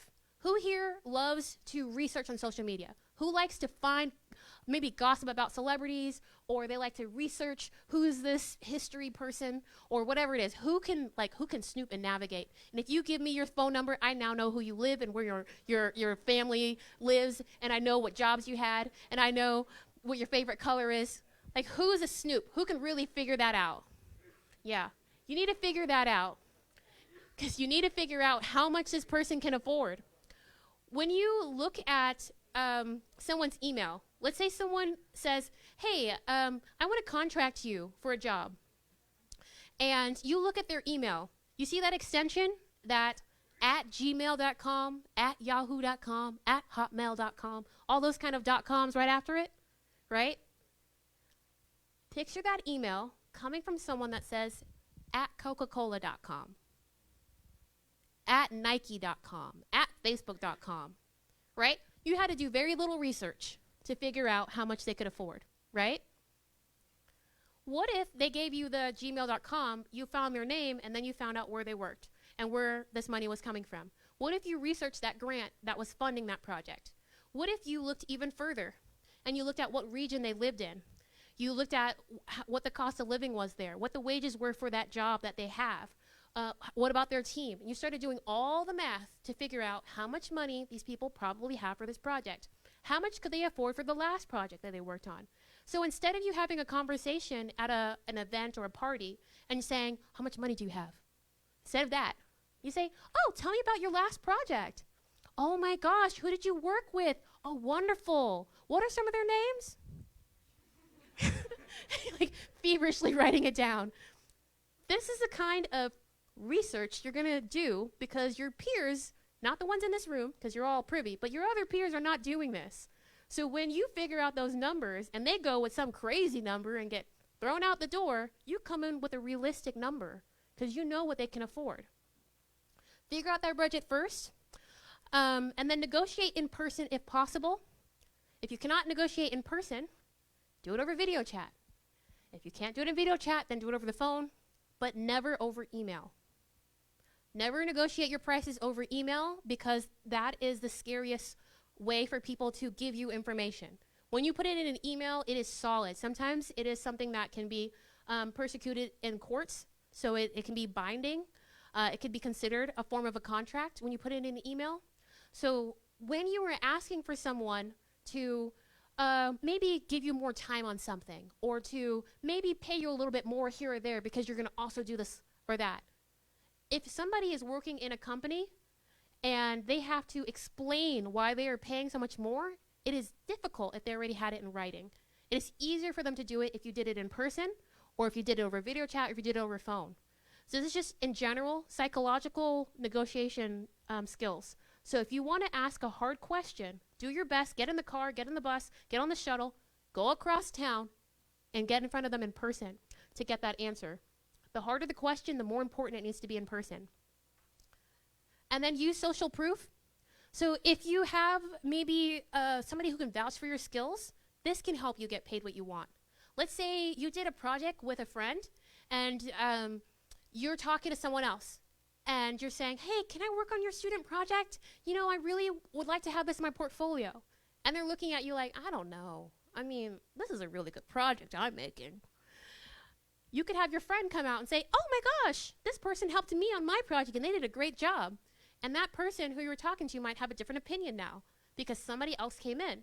You might see these online. They're like testimonies. You have somebody say something nice about you. On LinkedIn, there's a great section with recommendations, and people can write nice things about you. Get your friends to write nice things about you when you're working on projects with them. So that will increase the amount of positive social proof you have. All right, any questions on this slide? Okay. All right, can we do the next slide? We definitely need to zoom in on this one. Ways to increase your revenue. Woohoo, we finally got to this slide. I see some smiles. So if you looked at that number that you made and you're like, oh, the number we did in the formula, this is too low. I want more money than this. And I don't think I can do the other things we talked about, so we need some more strategies. You need to learn sales and marketing.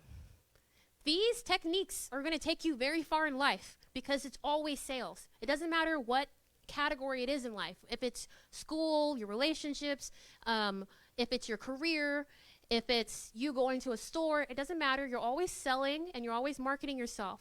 So if you've ever seen a celebrity on television and they're getting all these free gifts and you're thinking, you don't need a free gift, you're rich.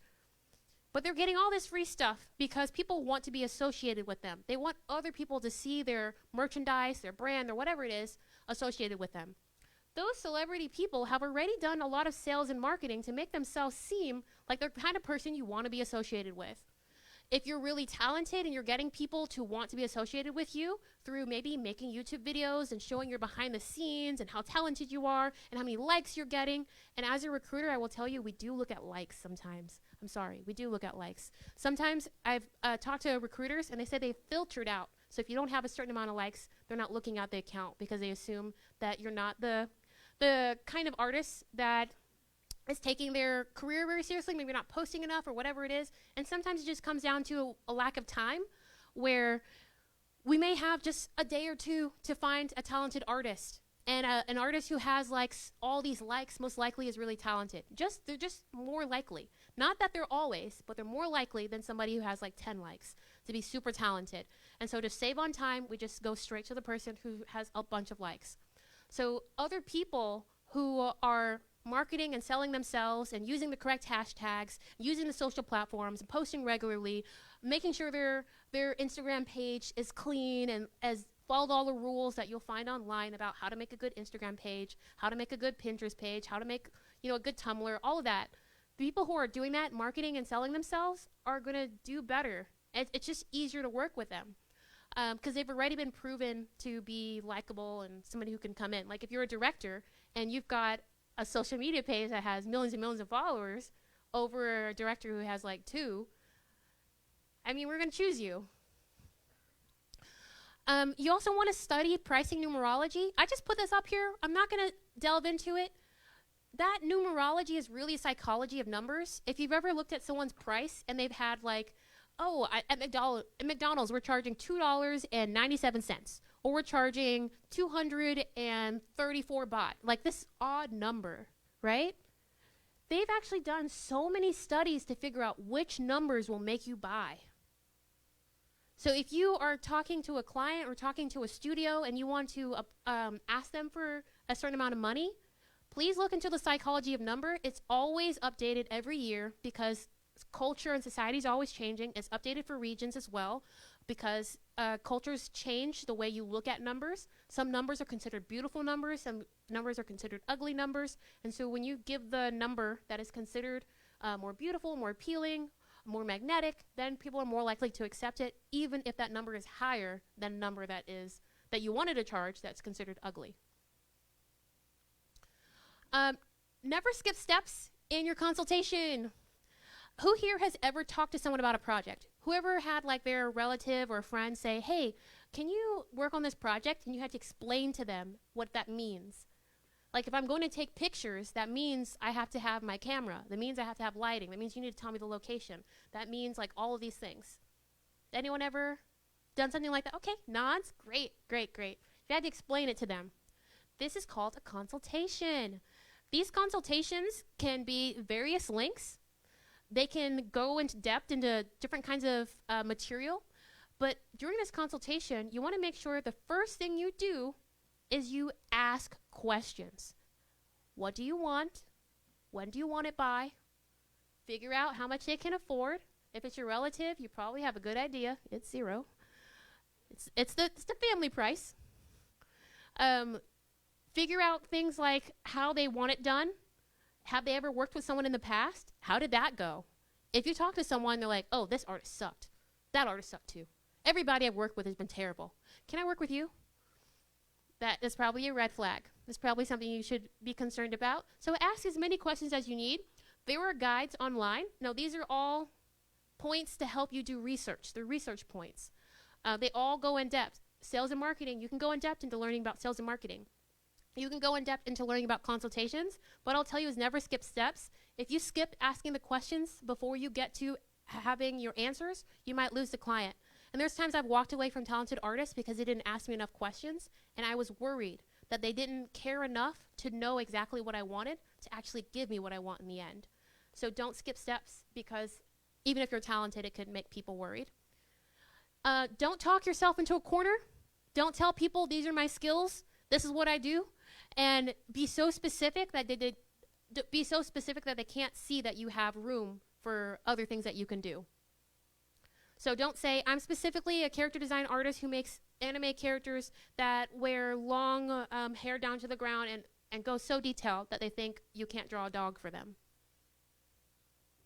Okay. Let your price tell your story. So whenever you have a price, does everybody remember that big scary price we all made with the formula, right? Remember that price? Let it tell the story. So when people are asking, oh, why does this price this? Make sure that you're able to bring more information. One of my favorite resources for this is The Future with Chris Do. Does anybody watch that? He has a YouTube channel. Did I hear yes? Yes. Yes! Okay. You can write this down. I know that he is a person who does graphic design, but I also recommend him for animators. I recommend him for photographers. I recommend him for anyone who's in business because he gives a lot of great information. And it's thefuture.com, but without the E. It's just TheFutur.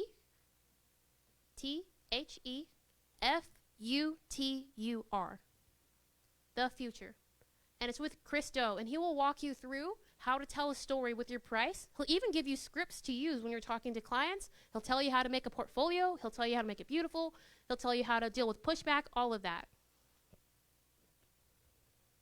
And on YouTube, the information is just free.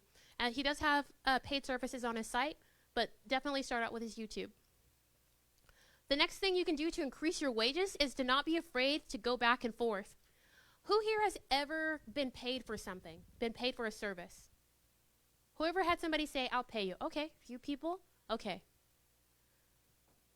Think about that time. Go back in your head. When they told you how much they were going to pay you, did you go back to them and say, actually, let's talk. Let's make this more? Anyone? Did anyone go back? Okay. Has anyone ever signed a contract before? Okay, signed a contract? Okay, few. Sign a contract. When you go back in your head, did you ever take that contract and say, actually, I want to make some changes to this contract? No?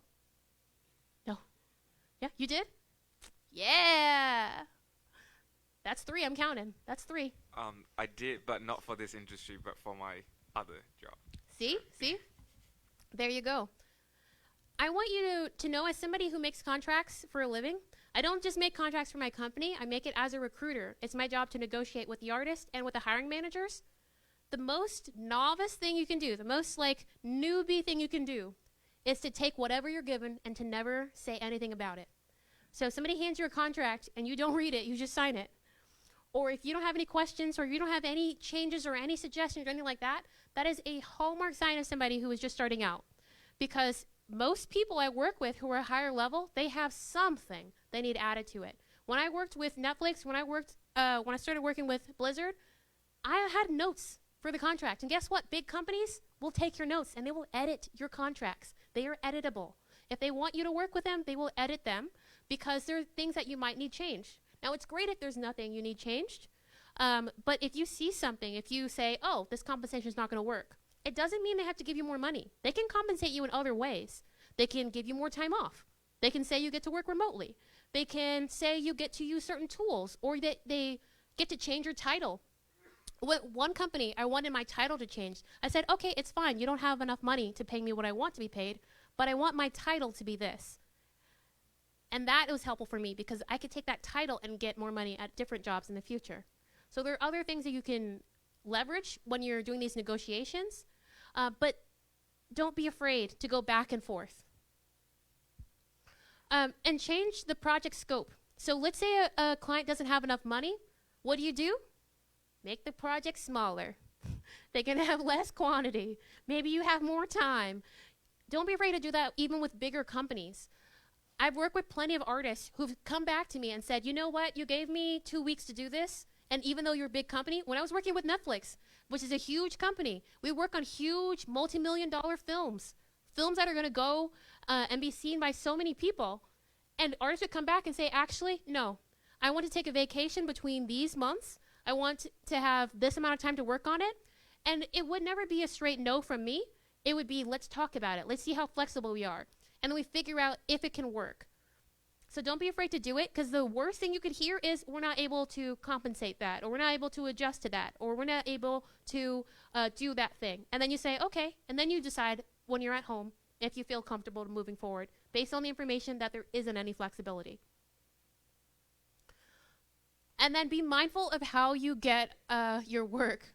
Be mindful of how you get work. Yeah, be mindful of how you get work. So if you are the kind of person who gets all your work through word of mouth, that is a great, easy way of doing it, right? Your friend does all the work for you. Woo! Your mom does all the work for you. Woo! All she does is go out and say, oh, my child, you need to work with my child. Awesome. Great. The big money is that the people that you go out for. So if you are just passively receiving offers, you're essentially just receiving whatever you can get, whoever comes to you. But if there are people that are higher that you want to go for, you actively going and approaching them is going to be a lot better for you getting what you want than just taking what comes to you. Right? I have some additional tips. I know we're getting like later into the presentation. Thank you for sticking it out.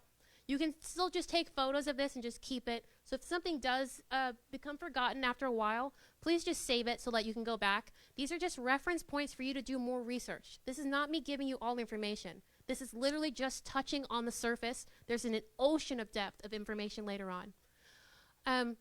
Only work on projects that are portfolio worthy. Even when you're in school, I want you to imagine the last day of school.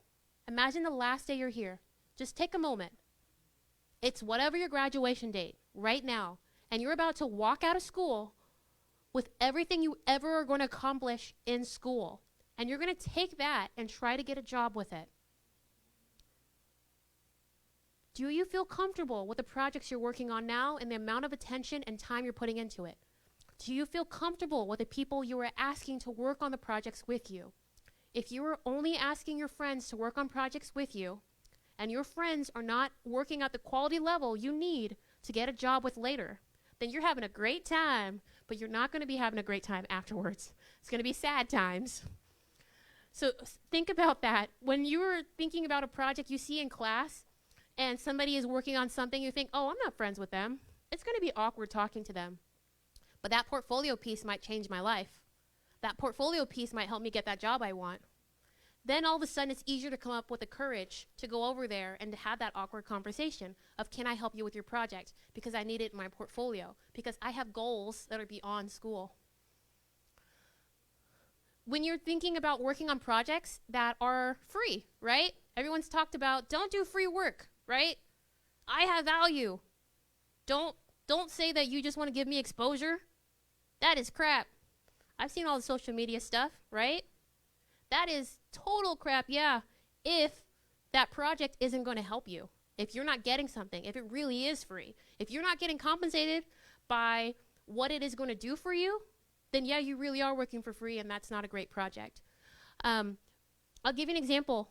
There was a workshop I was asked to give, and normally I charge to do workshops because I have to bring my own equipment, I have to bring supplies, I have to pay for my team to come out there. It costs me something to work on that project. To do any of the workshops with the peers that are there, or the students that are there. And so I normally would say no if they didn't pay me. But I said yes. I said yes because of the people that I was going to put me in front of.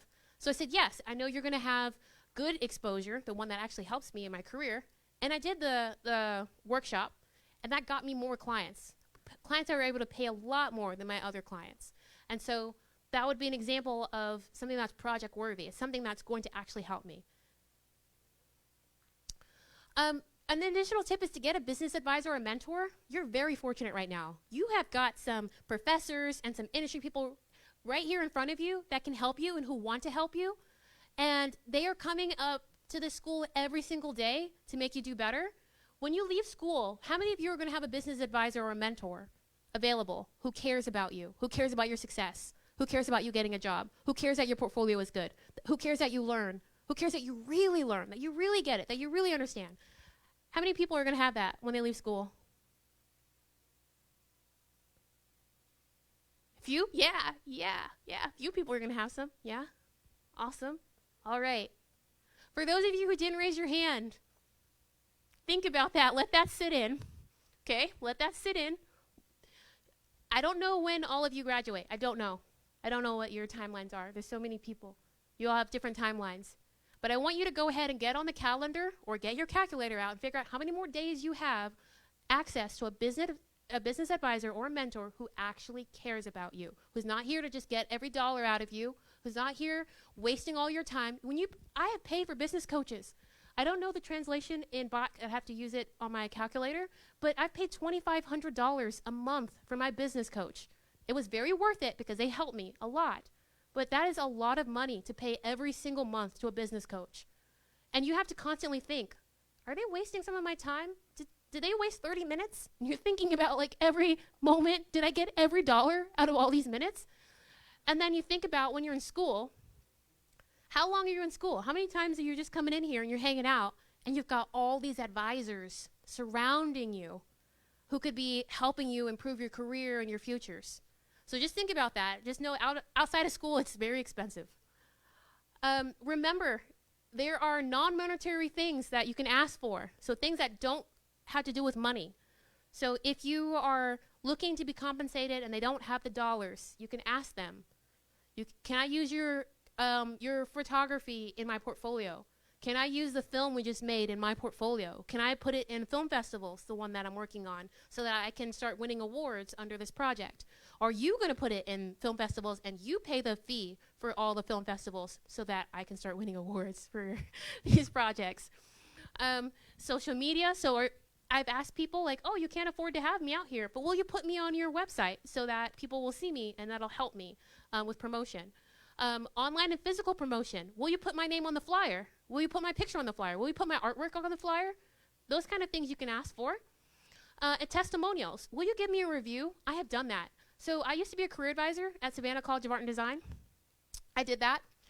The same school I went to, I went back to help other students get a job. And I'll give you this fun stat. So when you sign up for an art school and you sign up for a degree, in the United States, the success rate of artists who pay all this money to go to an art school is 16%. 16%. 16% of people consider themselves successful after paying for an art school in the United States. That's very, very low. Very low, 16%. But unlike you, if you came from another industry, that rate goes up to 32%. Any other industry. Why? You now have another skill set to add.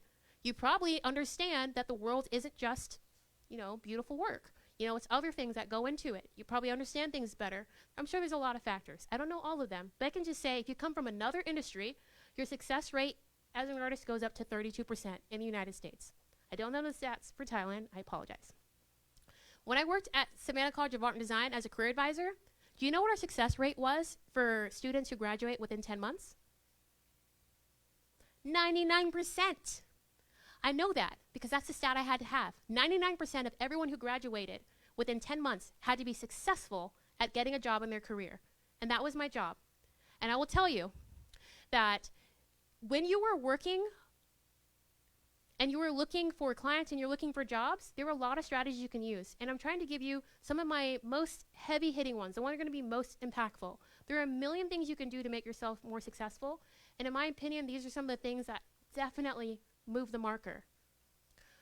When I left working as a career advisor, I had students who I had spoken to come up to me. They hadn't graduated yet, so if they weren't part of my 99%, because they were still in school, but they came up afterwards and they said, oh, Miss Lewis, can you help me? Can you give me a consultation?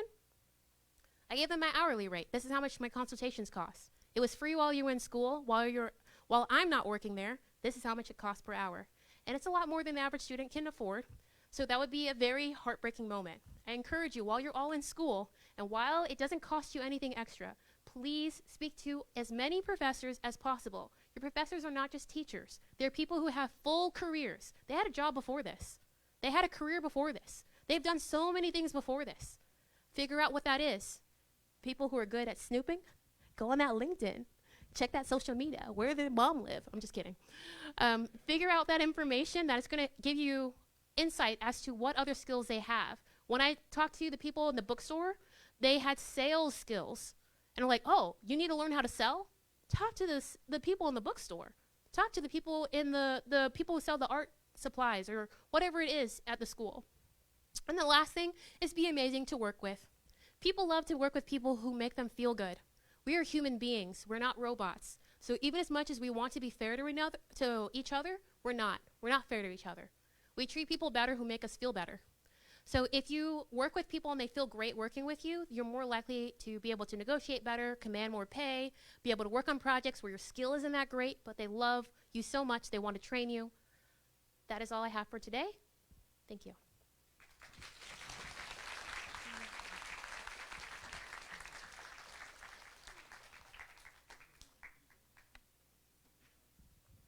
I know there are questions. I know there's a lot on your mind as well. And if you're like me, when I hear information, it'll take me 5 minutes before I properly have a question. Because first I have to process what I just heard. So I want us to just take a moment, relax for a second. We have some students who brought their portfolios and they put it on the computer. We're going to go ahead and get into that. Okay, If you have, student portfolio, get ready. Yeah. So we can take a break while you get ready on that. All right. and if you have questions, go ahead and write them down. And you can ask those questions while we're doing the portfolio.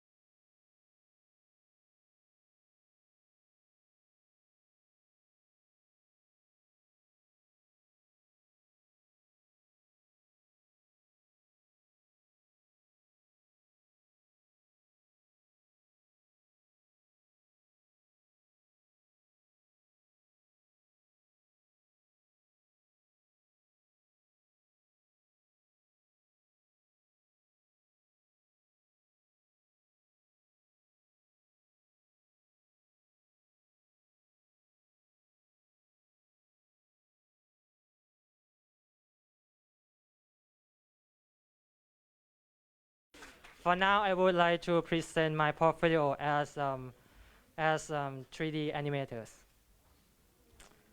Yeah, I am from Thailand. Yeah, this country.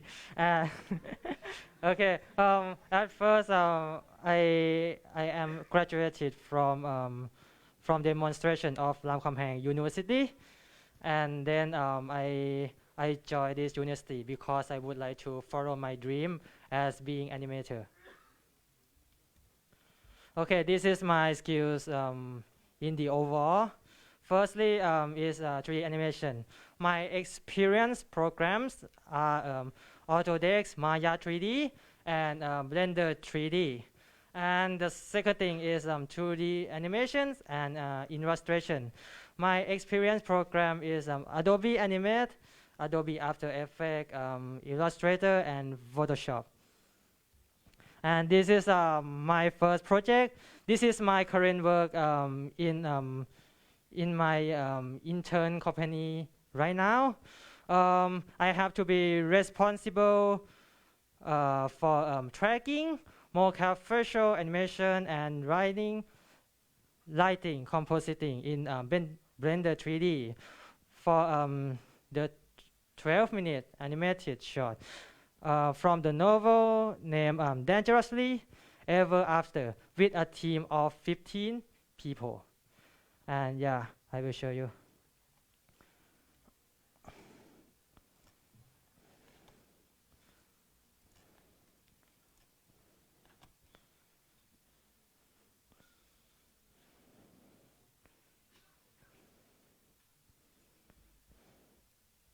Yeah, and this is a mocap of facial animation.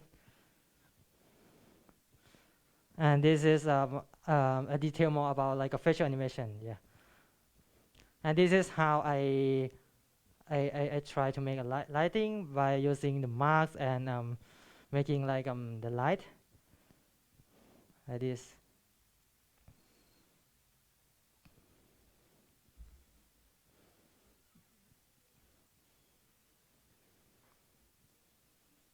I have to render it for many times to check each scene to make sure that like the scene will be shown properly to make the model like act like as real as they can, yeah. And this is the last thing like the final outcome like this. Okay, and okay, I will talk about like this is the real monster. Like I have to be responsible for lip sync animation in Maya 3D to 15 dialogue piece from Visual Season 2 for posting it in 11-second club, working with a group of 3. Yeah, actually, this is from a 3D class from Ajahn Ichi.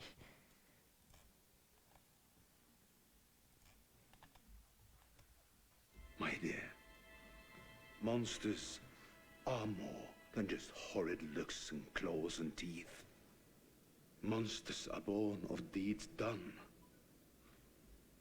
unforgivable ones.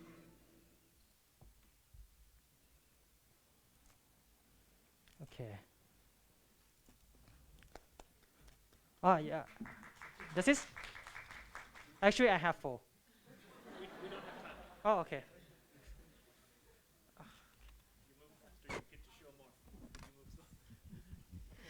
Okay, stay right there. Stay right there.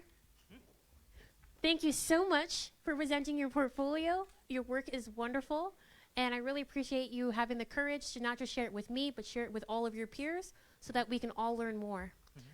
I want to talk about some of the things that I saw. I loved your layout. Can you go back to that first slide you have with your information on it? Oh, sorry. Yeah, just go to history. History? Yeah, the history. Setting, right? No. Let me see if I can. Okay. Okay, good.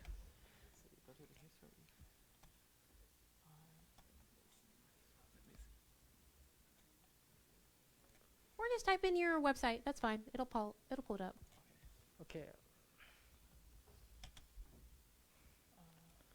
No need- Oh yes, yes. There we go. Yeah. Okay. Yes. This is beautiful, right? So interesting to look at. I love you have this here. It has your information. At first I thought, do you really want to tell employers that you're stuck in your phone? But then I saw the beautiful sunset behind you, and I thought it was so funny. So it shows your humor. Humor can be risky, but it worked for me. I'm not saying it'll work for everyone, but it definitely worked for me, so I thought that was a very funny image. I also really like that you listed your information. You even listed a phone number. Thank you. As a recruiter, it really helps. So you don't have to have your phone number if it's a number that you don't want to put online publicly. Sometimes when you put like your phone number and your email and stuff, you can get like spam or hackers coming for you. But you can always use like a Google number or some online number that's not your personal number, so people aren't calling you at all kinds of hours. And you can filter that out. I have a business number I use. It's an online number. I will never get a phone call on this cell phone from that number. It's just in case a client calls and wants to leave a message, and you can use that here too. So it's very helpful. I would include your website. I mean, we're on a website right now. I would include that in your contact information because it's where they can find your work. Also, can you go to the next slide? Yes. I'm sorry I have to move so fast. I just want to get to all of them. So you've got your skills here, but what I'm looking at is software. So I would list this as software and then put your skills as the things you can actually do, like your talents. So maybe you say 3D modeling, rigging, animation, lighting, things like that under that. Okay. Can you go to the next slide? Yes. You've got great descriptions here. You have got what you did, who you did it with, how much work you're doing. I get an idea of the sense of the project. So you could always write more because this is your page, but you've got a nice chunk right here that I can keep my attention and get the most important details from it. So I really love this description. If anyone's looking at a good example for a description for a project, this is great. I also love your layout. It's very simple and very clean. Can we go to the next part where you talked about, or where you had the project? Can you click on the project 1, but with the facial animation? Oh. Actually, you can leave it off. We can just talk about it. When you did your project with facial animation, so not project 2, but project 1, the one before it, when we clicked on the YouTube video and we went in, you were showing aspects of the rig. I would pull out a little bit more so I can see more of how your face affects the rest of the body. Sometimes there are rigs that when you're putting it together, they affect other parts of the body. So I would just pull out a little bit more. It doesn't have to be much, just where you can see a little bit more of the face. And then show more of the controls for the next person who's going to use that rig. I saw you doing some motions on it, but I really want to get a sense is when you make your rig, when you hand it off to the next person, are they able to use it? You have it was really good that you showed your final work at the end. Some students don't include that, so I really love that you added that. Consider snapshots of the range of the expressions for the character. So on that page where you had the project and it had 3 pictures for this project 1, consider showing the range. Like, what's the furthest the smile can go up? What's the lowest the frown can go? Like, show me the range of the limitations of that rig so that I know how expressive this character is. Because that's really what I want to know. I want to know how expressive can you make your characters? How fine detail can you make them? How much can you isolate the range of expression so it doesn't affect the other body parts? Can your rig be used by other people? So is it like a standard rig, something that's easy to understand? And do you understand how your work is going to be used in the project? So you showing the final piece is great. And then project 2, I would say the part that I saw on that first slide, when you were showing the animation on here, when the character was holding the knife and stuff, the body part was always moving. Everything was moving. And I would say don't move for the sake of movement. Move with intention. Every single time you do something, there should be a reason behind it. So if you are showing a character picking up a knife, show them picking up the knife for what reason? If it's because they are nervous, they have a nervous twitch, and they always have to be fidgeting. Show me that. and I need to see other parts of the body following along with that nervous twitch. If they are a singy-songy character with the knife, I need to see that intentionality put into each movement. It felt sometimes like the movements were just happening because you just wanted to have it moving. And that is all I have. Oh, okay. Okay, we have to move forward quicker. Yeah. Okay.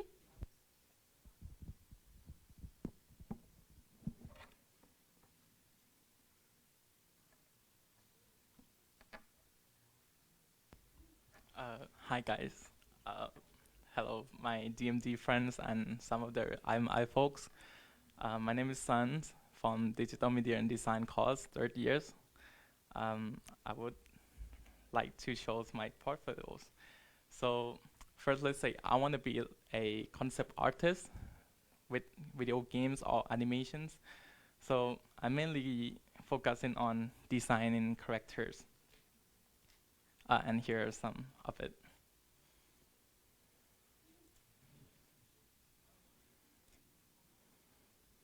Yeah.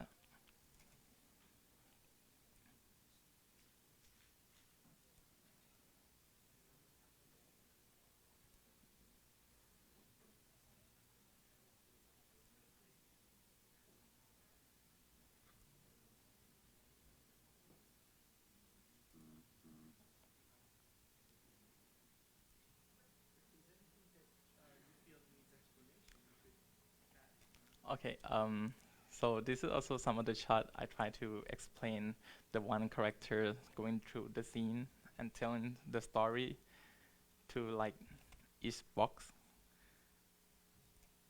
Also some of the illustration I try to paint. And the black and white that lady to apply colors. Yeah. We can also see some of my illustrations. So most of it will be something like my personal work, something I will do in my free times to practice my painting skills.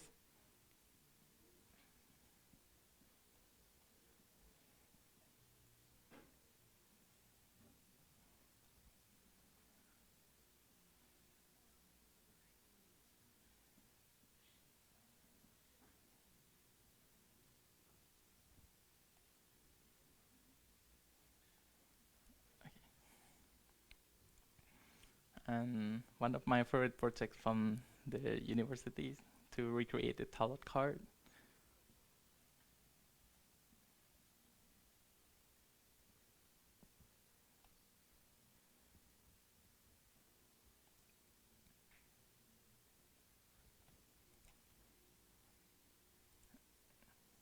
Yeah, another little bit of the study about painting. I can go through this quickly. Yeah, so I'm still studying about the anatomy right now. Also, I have some like fundamental of the 3D modeling.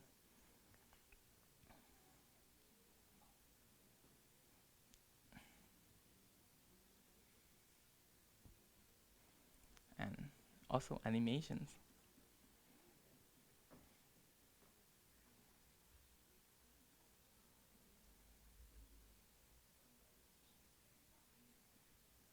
Okay, I can go through this quickly.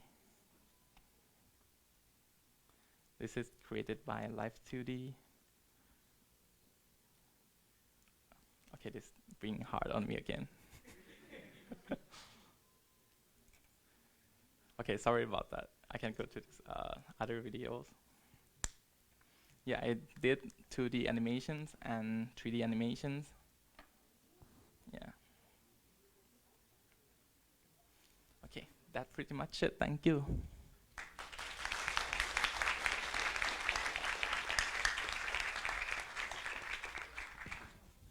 Thank you so much for sharing your portfolio. It was very enjoyable looking through it. So thank you for letting me also know where you want to work, what industry, in video games and in animation. So I looked at your work through that lens as a concept artist. So as a concept artist, you get a lot more leeway in how you make your art because you don't have to worry about making the final piece. You're just coming up with the ideas so that other artists can make the final piece.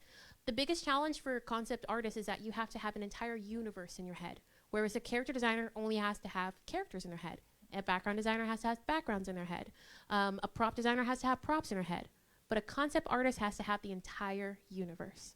And so when I look at your portfolio, one of the things I want to see is the entire universe. How does everything work together? I saw a lot of characters, which is usually the fun thing to work on.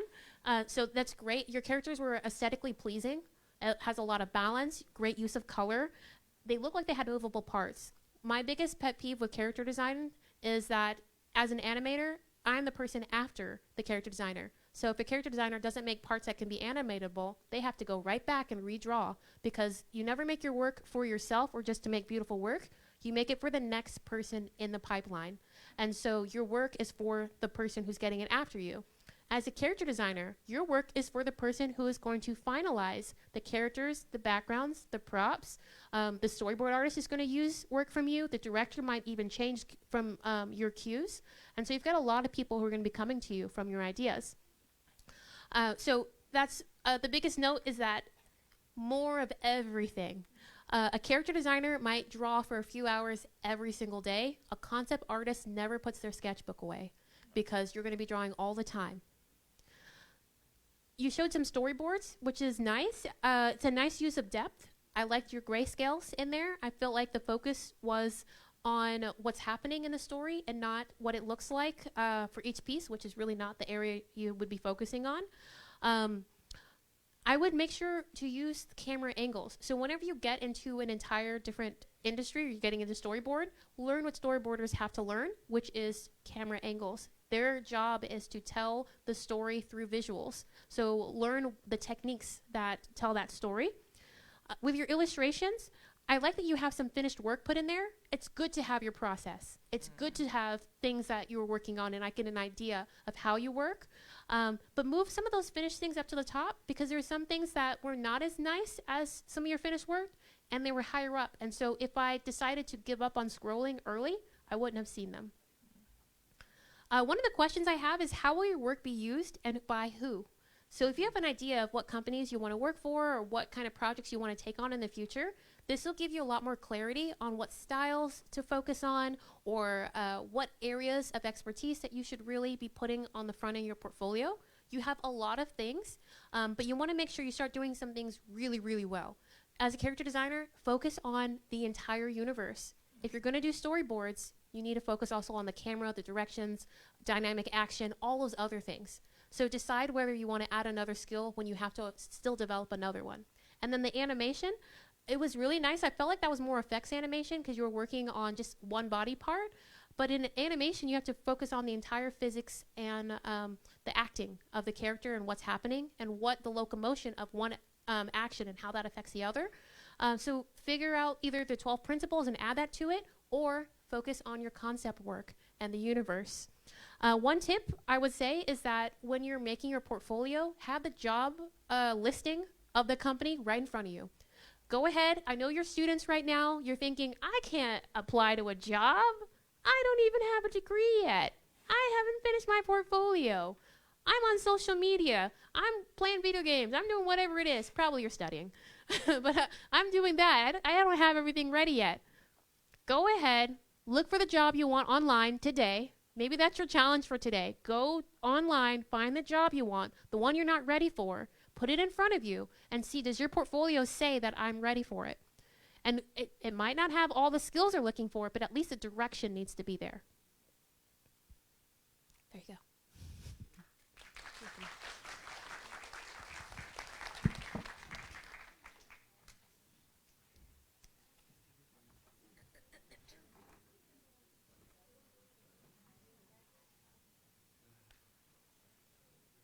Hello. Okay.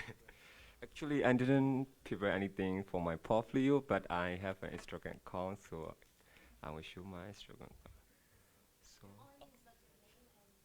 yeah.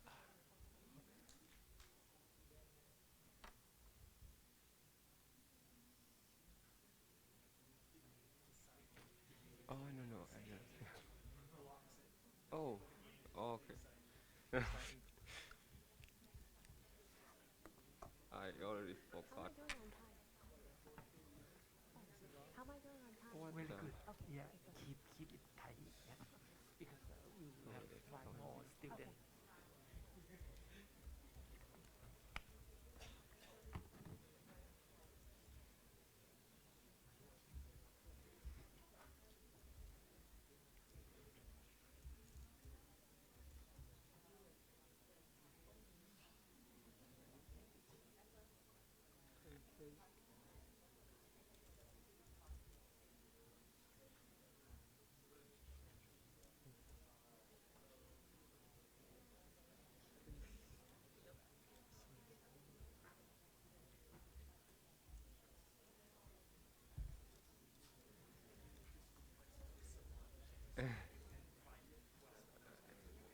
Okay.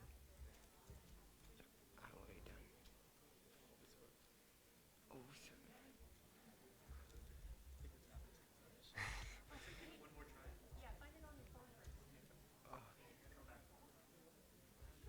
Okay. Oh, okay. Sorry about that. We're gonna switch order. Yeah, go ahead.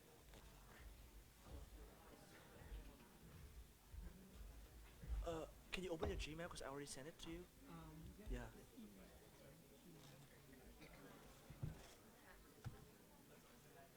Yep. Is that yours? Nope.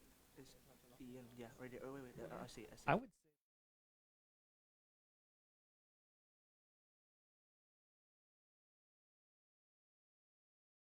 say this. Yeah. Hello. So I start. Go ahead. Okay. Okay. Thank you, everyone. Okay. Hello, everyone. My name is Ian, and today I'm gonna present my portfolio in photography field. So yes, I'm a Vietnamese guy that I moved to Thailand for college, and I learned media production, innovative media production, and I'm in my fourth year right now. So I concentrate on photography and film, and I focus on multiple like type of photography, such as like product photography, event photography, wedding photography, and portrait photography. And I kind of like enthusiastic with like this type of photography for a long time, and I have like some experience working back in my hometown, which is Vietnam.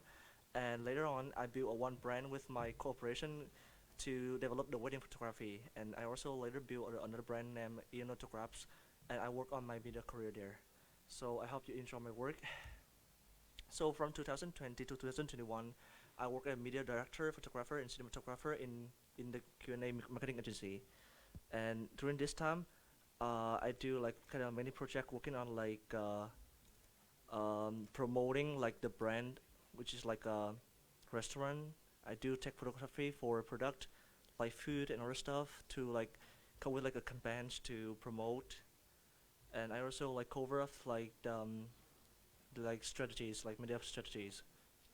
Then I later do like a little bit to the sport field. It's like providing like live streaming and then like photographies, like services for the matches in the country, kind of like that. And later I do like a little bit more on cinematography. Like I do promote like yeah, TVC. Later, I think it's not enough for me, so I start to switch the company and I start to dig a little bit deeper to the wedding industry. And I work for this ring wedding for as like a set designer, photographer, and lighting operator. And I participating in many fashion projects as a lighting operator. For like this current project is like a project for bazaar that they promote like kind of like it's like a promote campaigns for a city in Vietnam. And later they have like a fashion project. I work as a photographer for the event also. Yep.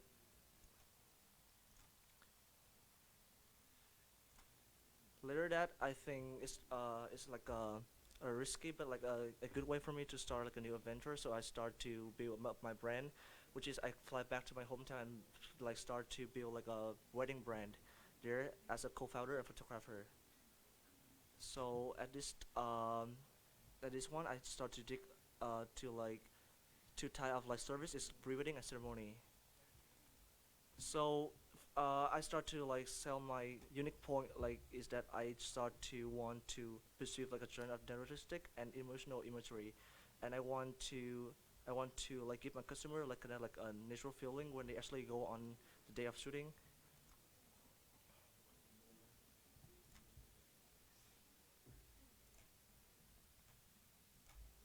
And for the wedding ceremony, I mean, like for this one, I want to capture the natural moments of the wedding, and I want it to be the part of experience of myself also. So I want to sell the point to my customers that like I will participate in their wedding as a friend, as a part of the ceremony. I'll be there, but not like just like a stranger, to make them feel comfortable about what I'm doing for them.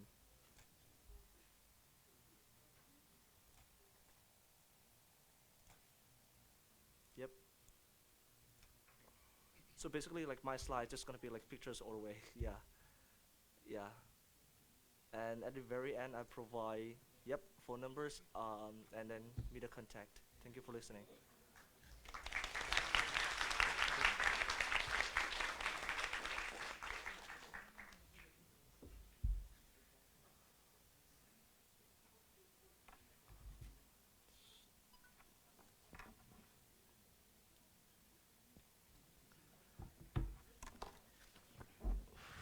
Thank you, Ian, Thank you.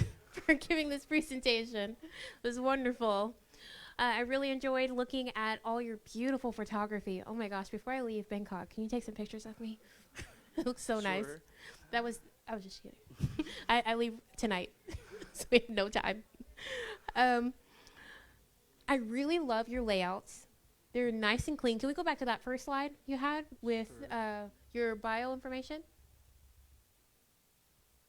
This one? With the bio, yeah. Yeah. Really nice and clean. The text is easy to read. I know exactly where you're going with it. You used a standard format for this, which means I know what to expect as going through the slides. So that took a lot of thinking out of me having to go through your stuff. I also loved your presentation. If you go to the presentation slide. One more. Yeah, that one. I love this. I feel like it's your demo reel. It shows some of the work you've done. What I would love is to get an idea of what I'm looking at in the projects. Like, I know that you explain some of the things, and it has some of these words on here, but I'd really love to know what the goals were that were being accomplished. So if you said this is for this company to do this or something like that, it might be more impactful than just telling me like a few quotes from it or something memorable. I really love to know I did a 15-hour shoot with, whatever parameters around it. Maybe we worked with a team. We were in a natural setting location. This was a concert or something like that. That kind of information is going to give me an idea of how you're going to work on my project. But this is nice to look at. I would update the descriptions of your posts. So if you go to one of the one of these, you're speaking in first person, saying, I did this and I participated as a lighting operator. That kind of stuff is great for conversation. But when you're writing these descriptions, try to put your hard-hitting skills and your deliverables and any kind of work that you did. So if you say I broke down and set up a three-point lighting system that involved some hanging crane or something like that. I had booms used, or I used a full AV system that connected to a projector or whatever it is. Those kind of things are the more tangible things I want to know outside of just an overview. Think about the presentation we saw. The first one with the 3D animation, where I worked on a team of this many people to accomplish these very specific goals. Mm-hmm. And then, can you go to your pre-wedding slide? I love your use of colors. Beautiful. The one that has the vision text on it. Yes, this one. This is great. This is a great thing to have when you're selling your services to people. It is so important that you're able to clearly talk about yourself. And I felt like every single time I read your text, whether it was your bio or job description or even these vision statements, I got a sense that you really know who you are and where you want to go in your career. And that kind of clarity is something that isn't often seen in someone, especially who's starting out. And so it shows a level of experience and competence that makes, I think it makes people more confident to work with you. I would change your I want to's to I do's. So there's a lot of this is where I hope to go in these texts. Try to read as fast as I could. And I would make it definitive. This is what I do. This is what I love. I'm going to be somebody. I'm going to be your friend there instead of I want to be your friend there. that subtle communication change can shift the way people view things. And then I have a question. Do you have a service list? I did see your contact information, but I'd love to know all your skills. Yeah, but I mean, like, I cut it out because like it's only 3 minutes, so I don't want to put it inside. It's gonna be like really That long. last slide that had the 3 pieces of information for your contact, right above it with all that blank space, put your service list. Sure, perfect. Okay. And that's what I have. Thank you so much.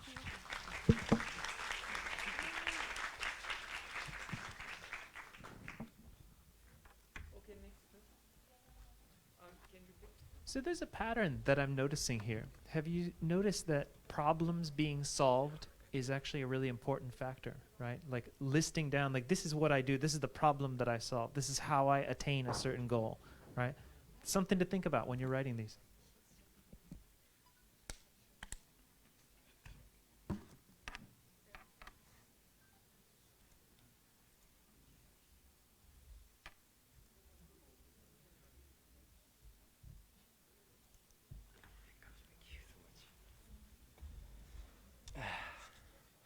Hello.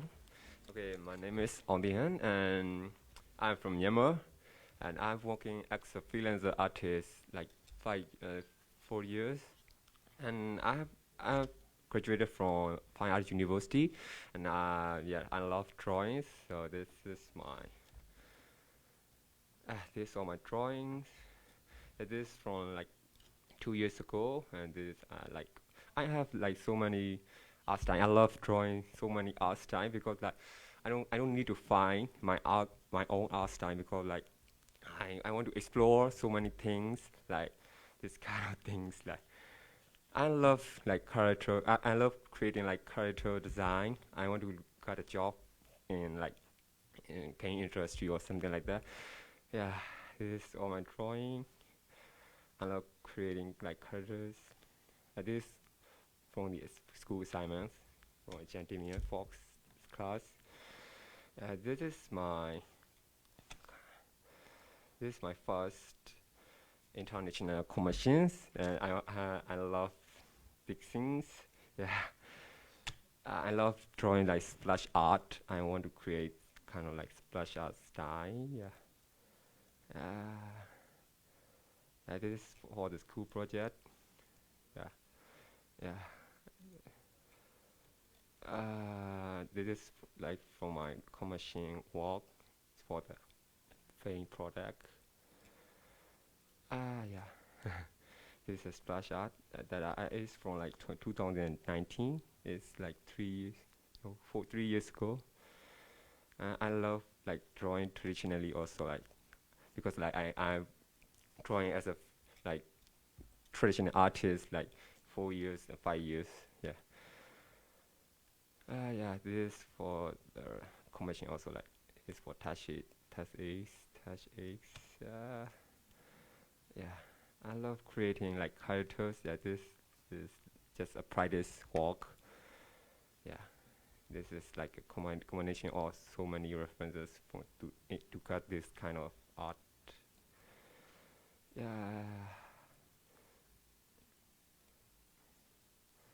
This is just a portrait sketch. I spent like 30 minutes to cut this picture. Yeah. This is the 3D work, but I just use iPad. I don't know how to use like Blender or Maya. Maya is so much difficult. I hate Maya. Yeah. Yeah. I rather use like Blender because like it's more easier than Maya. Yeah. Yeah. This is the new art. Yeah.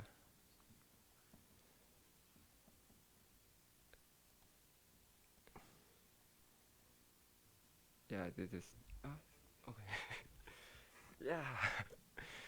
That's so my drawing. Yeah. You can find all of my drawing on like Facebook or Instagram. Yeah, you can catch up with my drawing. Thank you. That's all.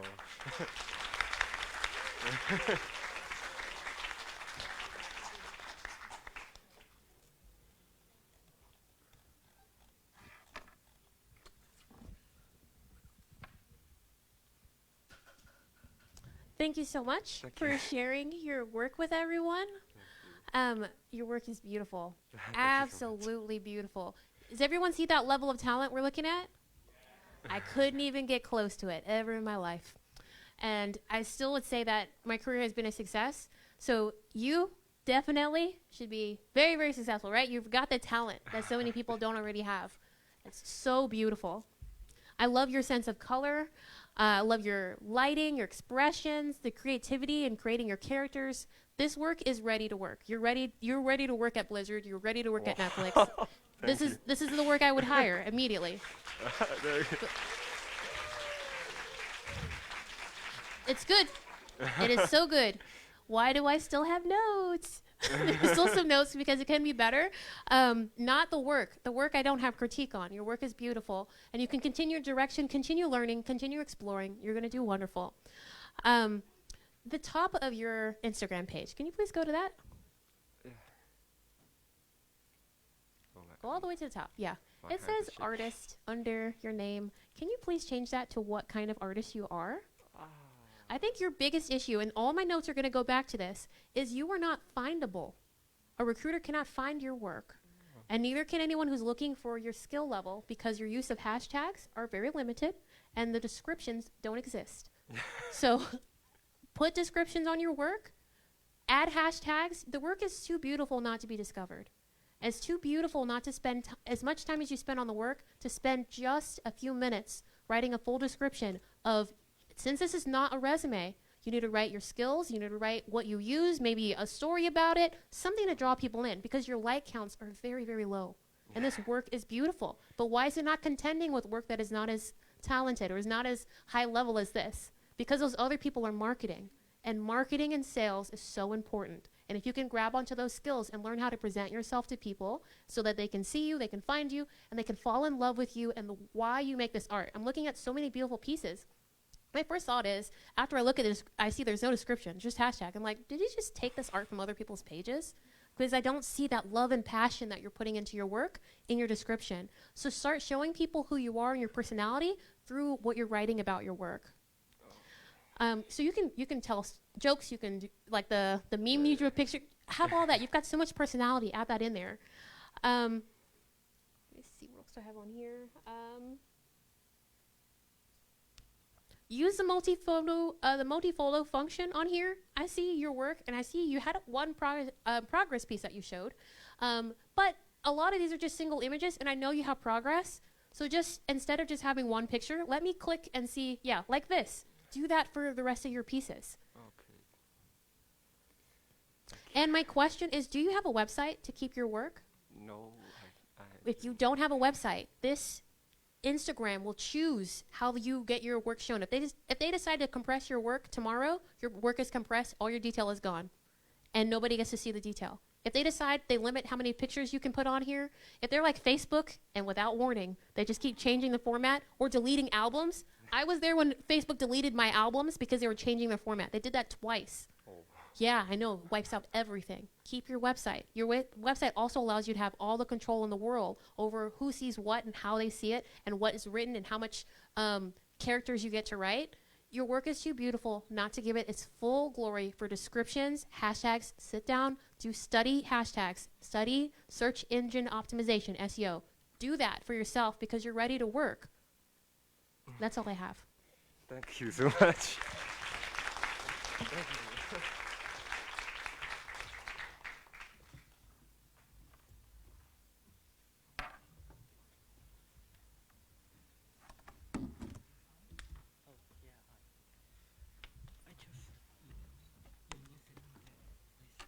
Believe here.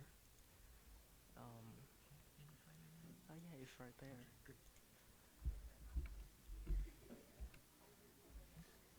Hi. Hello. Oh. So I'm Aleph. I'm from the second year, and this is my portfolio. And as you can see, I'm a concept artist from Burma, Myanmar, and I have been drawing for only 4 years now. So I have a lot to share now. I'm just going to go through like one of my favorite things. So I usually start drawing as a background artist. I'm just going to go through to the background illustration now. And here it is. I'm just going to go through it.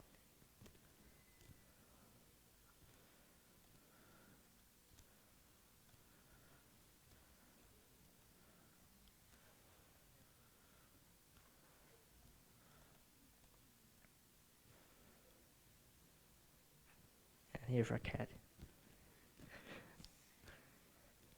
And this is the sometimes this is fine art, and most of them are fine art usually.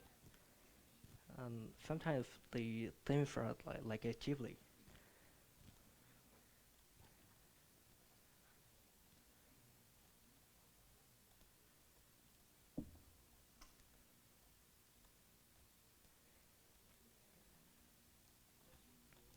Yep, and this is the background illustration. And not only the background illustration, I also do character illustration. And here are the character illustration.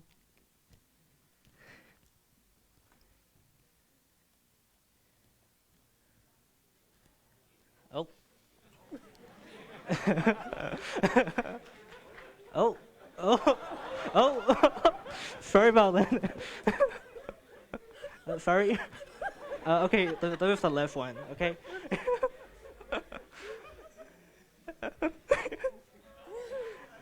I know that this is usually like pretty inappropriate to do it here, but sorry about it. And this is totally normal, as you can see here. Nothing lewd, nothing sassy.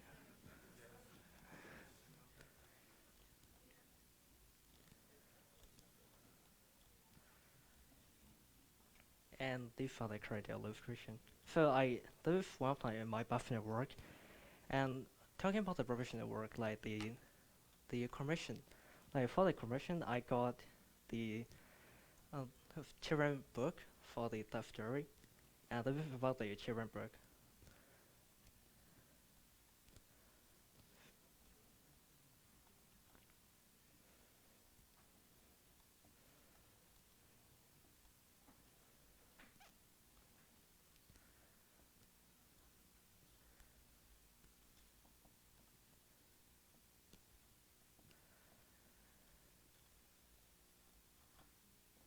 And I also have the other project, like, which is the wall painting one. I have did 2 wall painting projects. This is the previous one I did for like 2 years ago.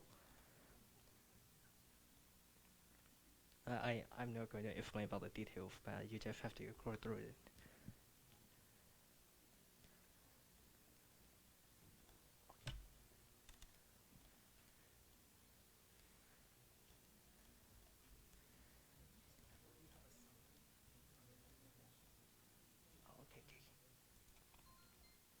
Yeah, for the left one, this is the final project I did last year. For the assignment, the final assignment here.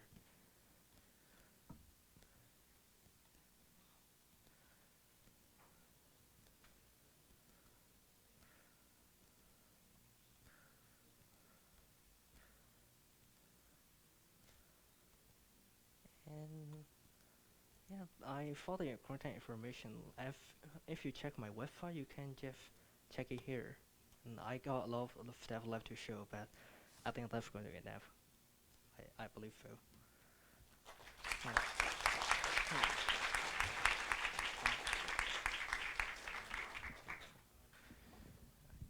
Hello, Alex. Thank you for sharing. Hello. So I really enjoyed that you had so much variety, and it seemed like you have a lot of interests. I even enjoyed the blunder with with the soft core that was being shown. I got something really worth, but I didn't put it in the portfolio. What'd you say? You didn't make that art? Yeah. But I just keep it personal. So Sure. Confidential. I really enjoyed getting to see where your mind goes and where your passions and your interests are. So if I start from the first things I saw, I would say I see you have freelance in there. Are you open to working at a studio, or do you prefer to be freelance? I used to work at a studio, but I don't usually like it. Like, I do not enjoy it. So Would you prefer to be freelance? Yeah. Okay, great. You can leave it in there. So for everyone who saw the top of the website, If you have freelance in there, my assumption is that you want to stay freelance. If you have just character designer, my assumption is you're open to both freelance and character design. So however you brand yourself is up to you, but being clear is important, and that was very clear. I would say when you're working on your artwork, I would study lighting. I saw some beautiful backgrounds, and I kept thinking, what would really make this just really go over the top? And I think your lighting, if you really work on that. And I saw a lot of background art.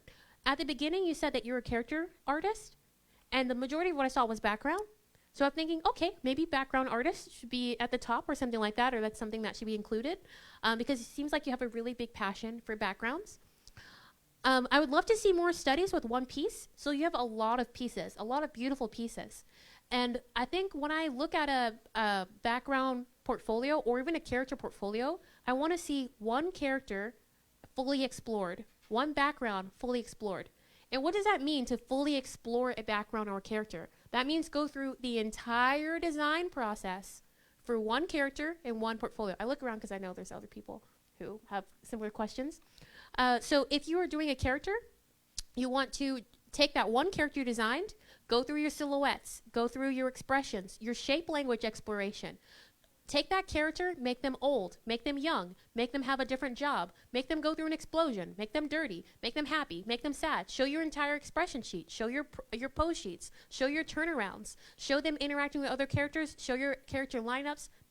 Everything that is involved in character design, show that, at least for a few characters. Background design, same thing. Show the full exploration of background design. Show one background at nighttime, during the day, when it's raining, when there's an explosion, when whatever is going on. Show all of that. Change the lighting for it. Change the mood for it. Change elements in the scene to show what happens when 20 years goes by in that same environment. Do a full exploration for at least a few of them so that I understand that you can work in the studio and I can give you a TV show or a movie and say, hey, we're working on Family Guy. Can you go ahead? The next scene is going to call for it to be the 80s. Can you make this scene the 80s? Or can you make this scene whatever it is? And I know you can do it because I know that you have that skill set. So at least take a few of these projects and fully do the entire design process. Also, I would say you could use less variety. You have a lot of projects, and you got a lot of styles. And if you just choose like the project that best represents that style, I get a better picture of it, so I don't have to scroll all the way. Because when I get tired of scrolling, I'm going to start missing styles. So if you just boil it down to these are my core styles, these are my best projects within these styles, then I get a sense of variety, and it's only the strongest pieces. I like your descriptions that you have over your projects. I thought you told a bit of a story of why the project existed. And that gave me more insight as to what kind of thought process you went into when you started doing the project. I would also add some of your skills that you did. So you had that project with the kids who were with the family going to the beach and stuff. And I would love to know what skills you used and to see some of the process. So more sketches. At least for, if you have less projects, you'll have more room to show full explorations and more of your sketches in there. And then with your email at the bottom, I would find an email that that doesn't have numbers. When I see, the Alexis Mo 747, my first thought is you probably wanted Alexis Mo and somebody had it. So you had to add 747, which means you just took the email you could get. I would love to have some intention behind your brand, especially as a freelancer. You're not just an employee, you're a company. So you have to start thinking like, how are you going to brand yourself as a company? And think about how other companies brand themselves consistently across platforms and with their website, and then also having a service list. That's all I have. Thank you. You're welcome.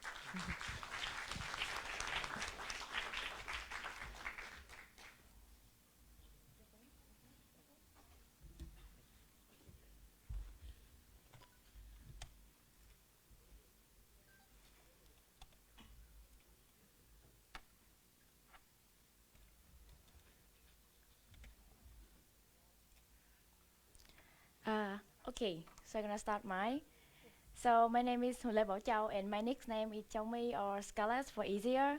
And I'm Vietnamese and I'm currently live and study in Bangkok, Thailand.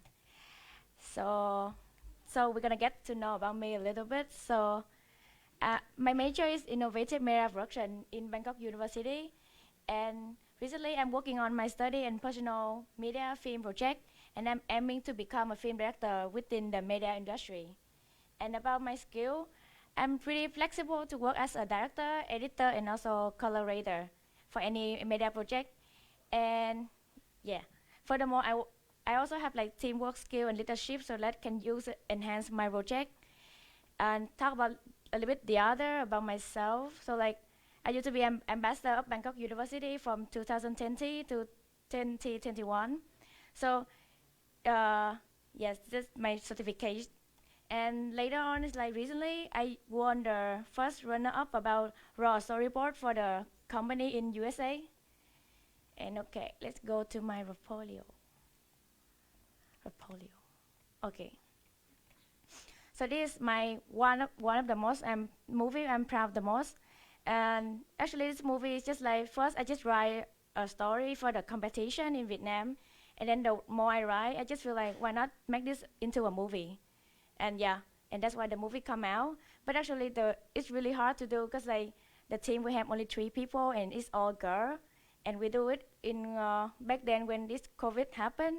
So this movie is really hard to do, but like actually we achieved it quite nice. And we posted on YouTube and we got like 3,300 views and 200 likes. I mean, it's not much, but it's a good start for like all of us. And then later, is the recent movie I do is same but different. So this movie I do it for a project in Thailand, and this is an individual project. So I'm be a script writer.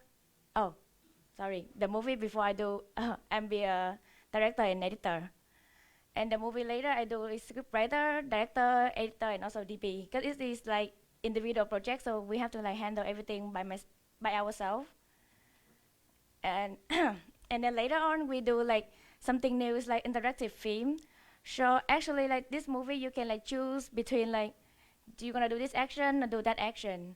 And it's kind of like Black Mirror on Netflix if anyone watch. So yeah. Later on gonna be like a movie, Language of Love, another project in Thailand. And this is like the key message is like the difficulties in love when you have 2 different culture, which is French and Vietnamese. And besides some movie, I used to do like behind the scene photographer and DIT for this project, and the picture is quite nice, so I kind of proud of it. And then later, like another genre I did also is music video, and this music video I do is like DP for this one. I can show a little bit.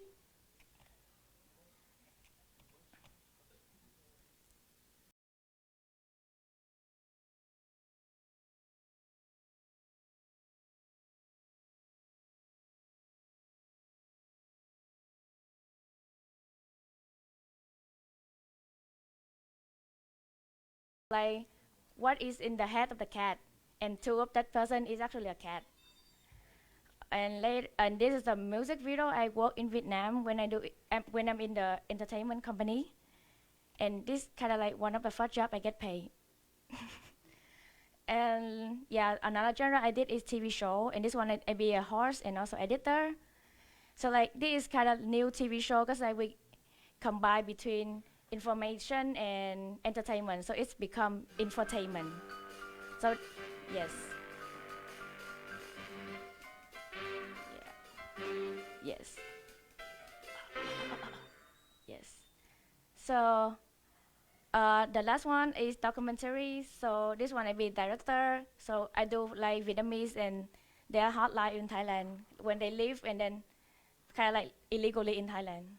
And yes, last one is contact. That's it.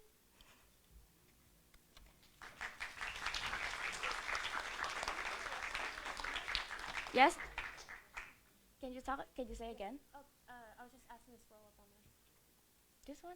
Yes, that's it. That's good.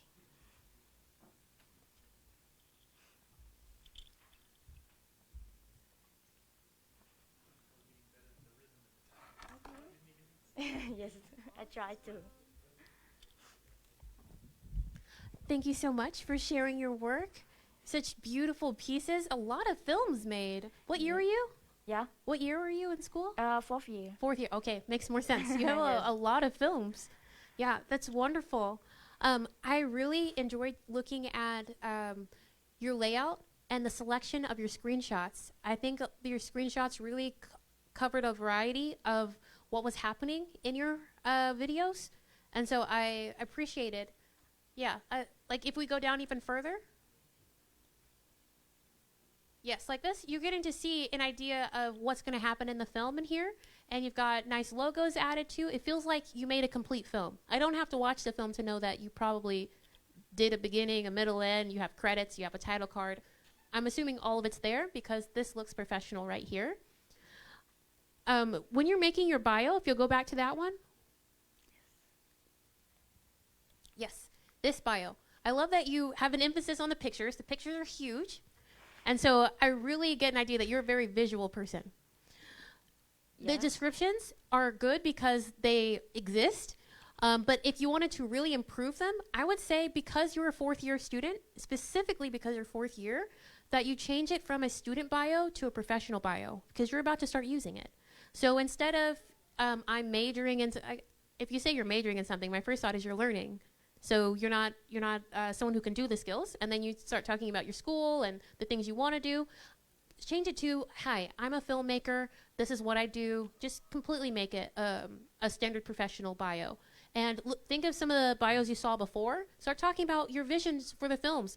As a filmmaker, it's a little challenging when you're getting work because it's not as straightforward as you doing storyboarding. It's not like you just need to show these specific camera angles, this specific kinds of turnarounds, this specific kind of whatever, fill in the blank for the skills. Even as an animator, I show these specific principles of animation, I show some storytelling, I show some acting, and it's really straightforward. As someone who's getting into media production to be a director, you are showing your vision. As a director, you've got the biggest risk for a job. You're the person who has the creativity and the vision, and people have to trust your innate sense of whatever storytelling you want to do, that's going to be the direction they should go in to make an incredible film. So your personality has to be in this. Your vision has to be in there. You do need a vision statement, very similar to when we saw the photography one. We need to know why you like to make films, what genres, what inspires you, what keeps you passionate. Whenever I'm working with a team that handles the pitches and who says yes or no and green lights the pitches, the thing that they focus on more so than the story is who the person is. So as a director, you're going to make or break whether your film is selected to be made into production, whether or not you get funding. And so you really showing that you're dedicated and you're not going to leave the film is really important. I would say add your skills over your awards. So you have a page where you show some of the things you've done in affiliations, but I did not see hard-hitting skills. And you've got a lot of skills. You made a film with just 3 people, which means you probably have some skill with budgeting, with scheduling, with coordinating people, with coordinating shots, with making your asset list, with being consistent with your shots, any kind of continuity. You've got so many skills and so many things you probably had to do. 3 people working on a film, you both, during COVID, you all were working really hard, but that hard work wasn't shown here or in your description. So I would add that in there. Add the fact that it was 3 people during COVID who had to shoot over how many locations with how many other pickup shots, with what kind of time crunch. All those things that made it difficult actually were impressive. So add that in there so that we get an idea of just the kind of conditions you can be successful in. When you're making your descriptions, think about also including your role. I know the first one didn't have the role, but the other ones did. But make sure your role is there. Make sure all your roles are there. Have your main role, and then all the other things you had to do added in there. I would also love to know, when you have your list of movies, I saw the list, and I could continue scrolling. But honestly, I don't want to click on anything unless I know what I'm getting into. This could be a 30-minute film, or this could be a 3-hour film. And I'd like to know what genre it is, why the film was being made, like what client was it for? Even if it was just a fun project, like why did you make it? What genre is it getting into? What skills? What was the outcome? So you talked about some of the likes you got. That's a deliverable that came out of it. Add that in there. Think about Hulu or Netflix or one of those apps that you find movies on. Do you click on movies that don't have descriptions that, it has a pretty picture? Maybe that's enough. but you don't really know what you're getting into. Is it a movie? Is it an episode? What is it? If you can think about maybe your favorite streaming service and then try to make your page look kind of like that little snapshot for the photo. You don't have to make the entire website. Just like think about if you want to click on a movie, whatever the movie name is, and when you click on it, it tells you certain information. That information already, so much research has been gone into figuring out what people care about. So you already have that research accessible by other companies who paid teams to figure that out. Go ahead and add that information. Who are the main stars if they're their names? If somebody's not a popular name on a movie, they don't include their name. Instead, they include the award. They say the winner of this instead of, Jerry Maguire. So focus on what's most important and what's most impressive when you're adding it in your film. Definitely add some of the challenges. On your contact email, I would change that to something that's more standard. A director has a brand to think about, and so I would work on that and make sure it's something that captures your personality, because you're not just whatever birth name you have. Like you're Lady Gaga. You're like this star. A director is somebody who needs to have a brand presence, and so make sure that that's included in here. Okay. Welcome. Thank you so much. You're welcome.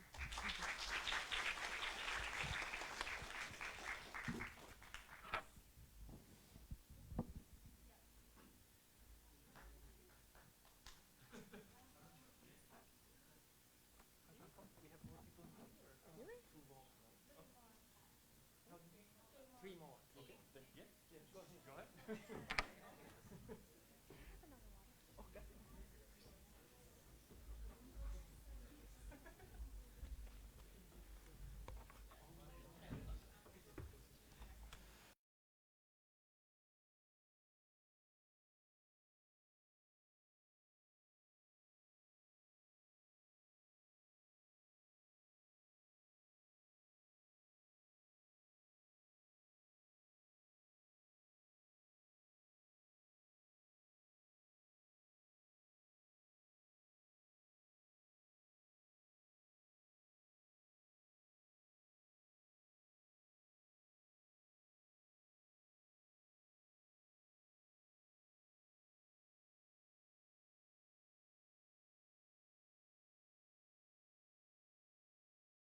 Hello everyone. My name is Pupa. My real name is Kasidet Wongthai, and I'm 21 years old. I'm in the fourth year of IMI major. And the role that I would really want to go for is a art director or a graphic designer. And here's my introduction for the portfolio, which there's gonna be like my name, my contact, and all my educations and personal skills. Everything's gonna be in there, as you can see here. And my skills. I personally go for like Photoshop. I'm really have a lot of skills in Photoshop as a main application, and then video editing as well, which I've done a lot of like video editing in Sony Vegas, and I'm starting to get into like color grading in DaVinci as well. And one of them is audio editing, which I've done a lot of like music editing in Audacity and Ableton. And next one. Here's my first job that I attempted.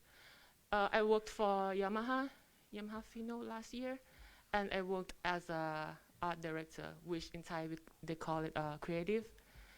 And I have to work with like three parties as well. I work for the agencies, which is Phonolog, and then the main client is Yamaha Fino. Okay. It's a commercial it's a commercial for an advertisement for the TV. And this is my personal project. This is the music video that I made last year. And yeah, I'm pretty involved in doing the editing, and then the color list as well. I'm doing the color grading, and then the creative art director, which theme, which monotone that we're gonna go for as well. Then yep. And here's another project from last year as well. This is the musical short film, which this is my individual project in school, and I'm really proud of that. And for this one, I really want to go for like very 70s and retro kind of like music videos, which the original song is from Disney. It's called I Won't Say I'm in Love from the film called Hercules. And most of the camera angles, and I got a lot of like reference from the Disney animation as well, as you can see here. And yeah, I'm involved in the directing, editing, all of the stuff, since it's like I'm doing this from my individual project. And then this is my latest film. This one is a short film, a music short film, I would call.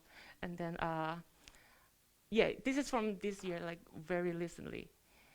And this is for the college project as well. And this one is my individual project, which I got a help from Leslie Oliver as well. He's my consultant for this one. And yeah, since it's my individual project, so like I involve in everything, since like the costume, the color grading, the editing kind of style, the graphic design, what's gonna be in the film. And this film, I really got inspirations from the recently film that got out this year. It's called Heartstopper, where they have like an animations in the back of the characters as well. And yeah. Oh, for this movie, the categories is drama, is boys love drama as well, and fantasy.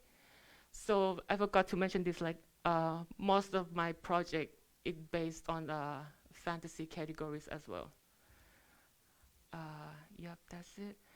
And this is my YouTube channel, which I'm really proud of. I'm doing this since 2016. And I'm really glad I'm reaching 100K subscribers with 30 million views on YouTube as well.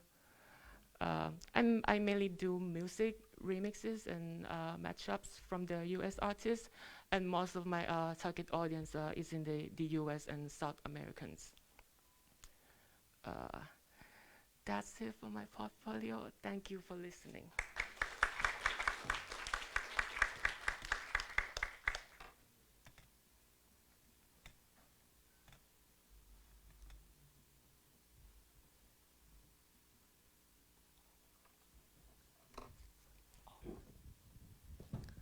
Thank you so much for presenting. Thank you.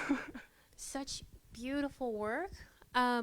So this critique is going to be a little different because I don't really have a lot of advice for you. Your work is polished. It's finished. I can see you're an art director just from the way you lay out your pages. Thank you. It shows. You can see that skill set. Can everyone see that when you're looking at the work? You see somebody who is concerned about visuals and the overall big picture of how things look, and that comes across. Each page is its own unique story. It's its own unique project, and it comes across. I see each package. When I'm looking at your work, I see that you're versatile. I can see you work in different styles, different color patterns. I can see you work with different content, and I think that was very clear. It was very clear. This is a great pitch package. You've got all the information that's needed. I would say if you're going to enhance anything, when you're making the resume looking section, that's probably the part that needs the most work.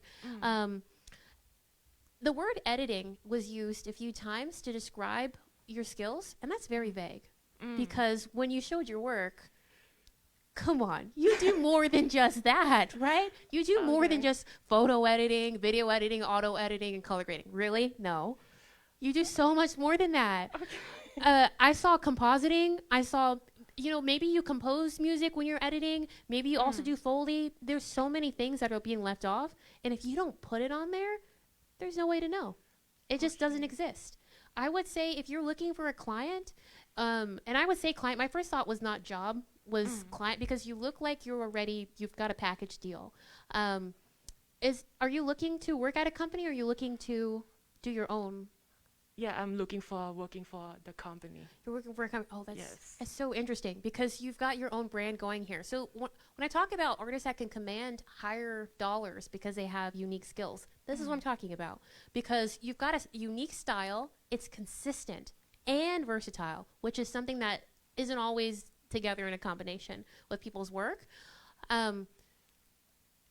Your descriptions here don't have anything about your hard skills or the work that you've done.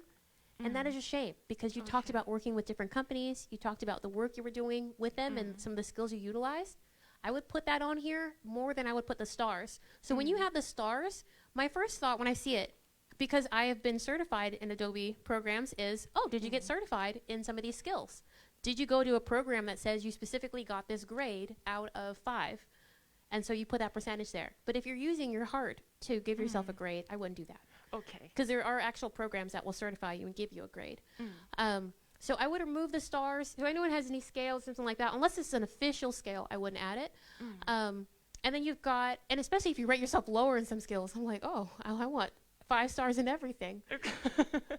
You've got the logos. It's taking up some space. Just write out the program. You don't have to be flashy with your text here. Okay. You don't have to be fancy with it, because you've got enough design work that carries what you have laid out there. Remove the stars on personal skill. You've got more than 4 personal skills. And I would even remove those. Just turn it into hard-hitting skills and use your software. Put that in there. You've got language, which is, there's a big blank spot. You've got so much information that's not on here. That's my biggest thing, is that really sell yourself, because your work, it really shouldn't, it needs somebody to sell it. Thank you. Thank you. I love your YouTube channel. So impressive. Great work. Great Thank keeping you. up. Even your thumbnails are consistent and their colors really nice. That last slide with your email on it, make sure you brand yourself. You've got a name. You've got a YouTube channel. You know how to brand yourself.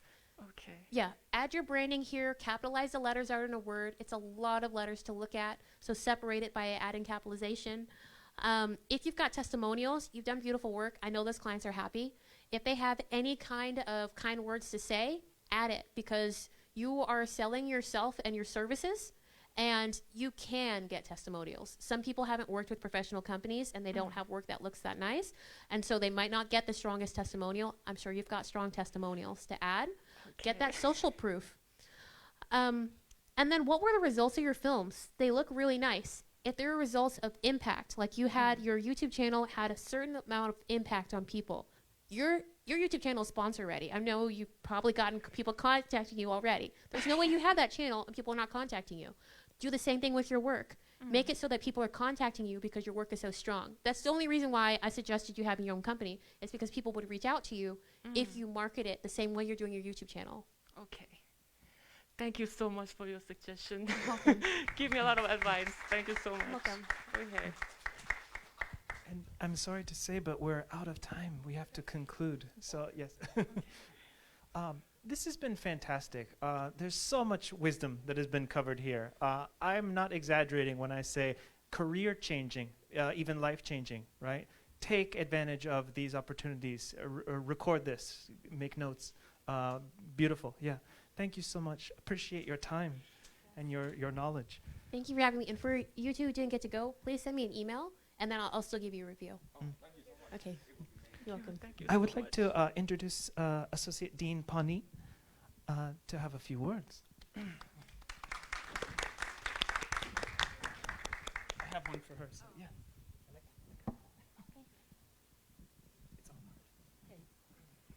I would like to thank you very much for your kind advice for our student, and thank you for instructor as well to help this event, and thank you very much. I appreciate that.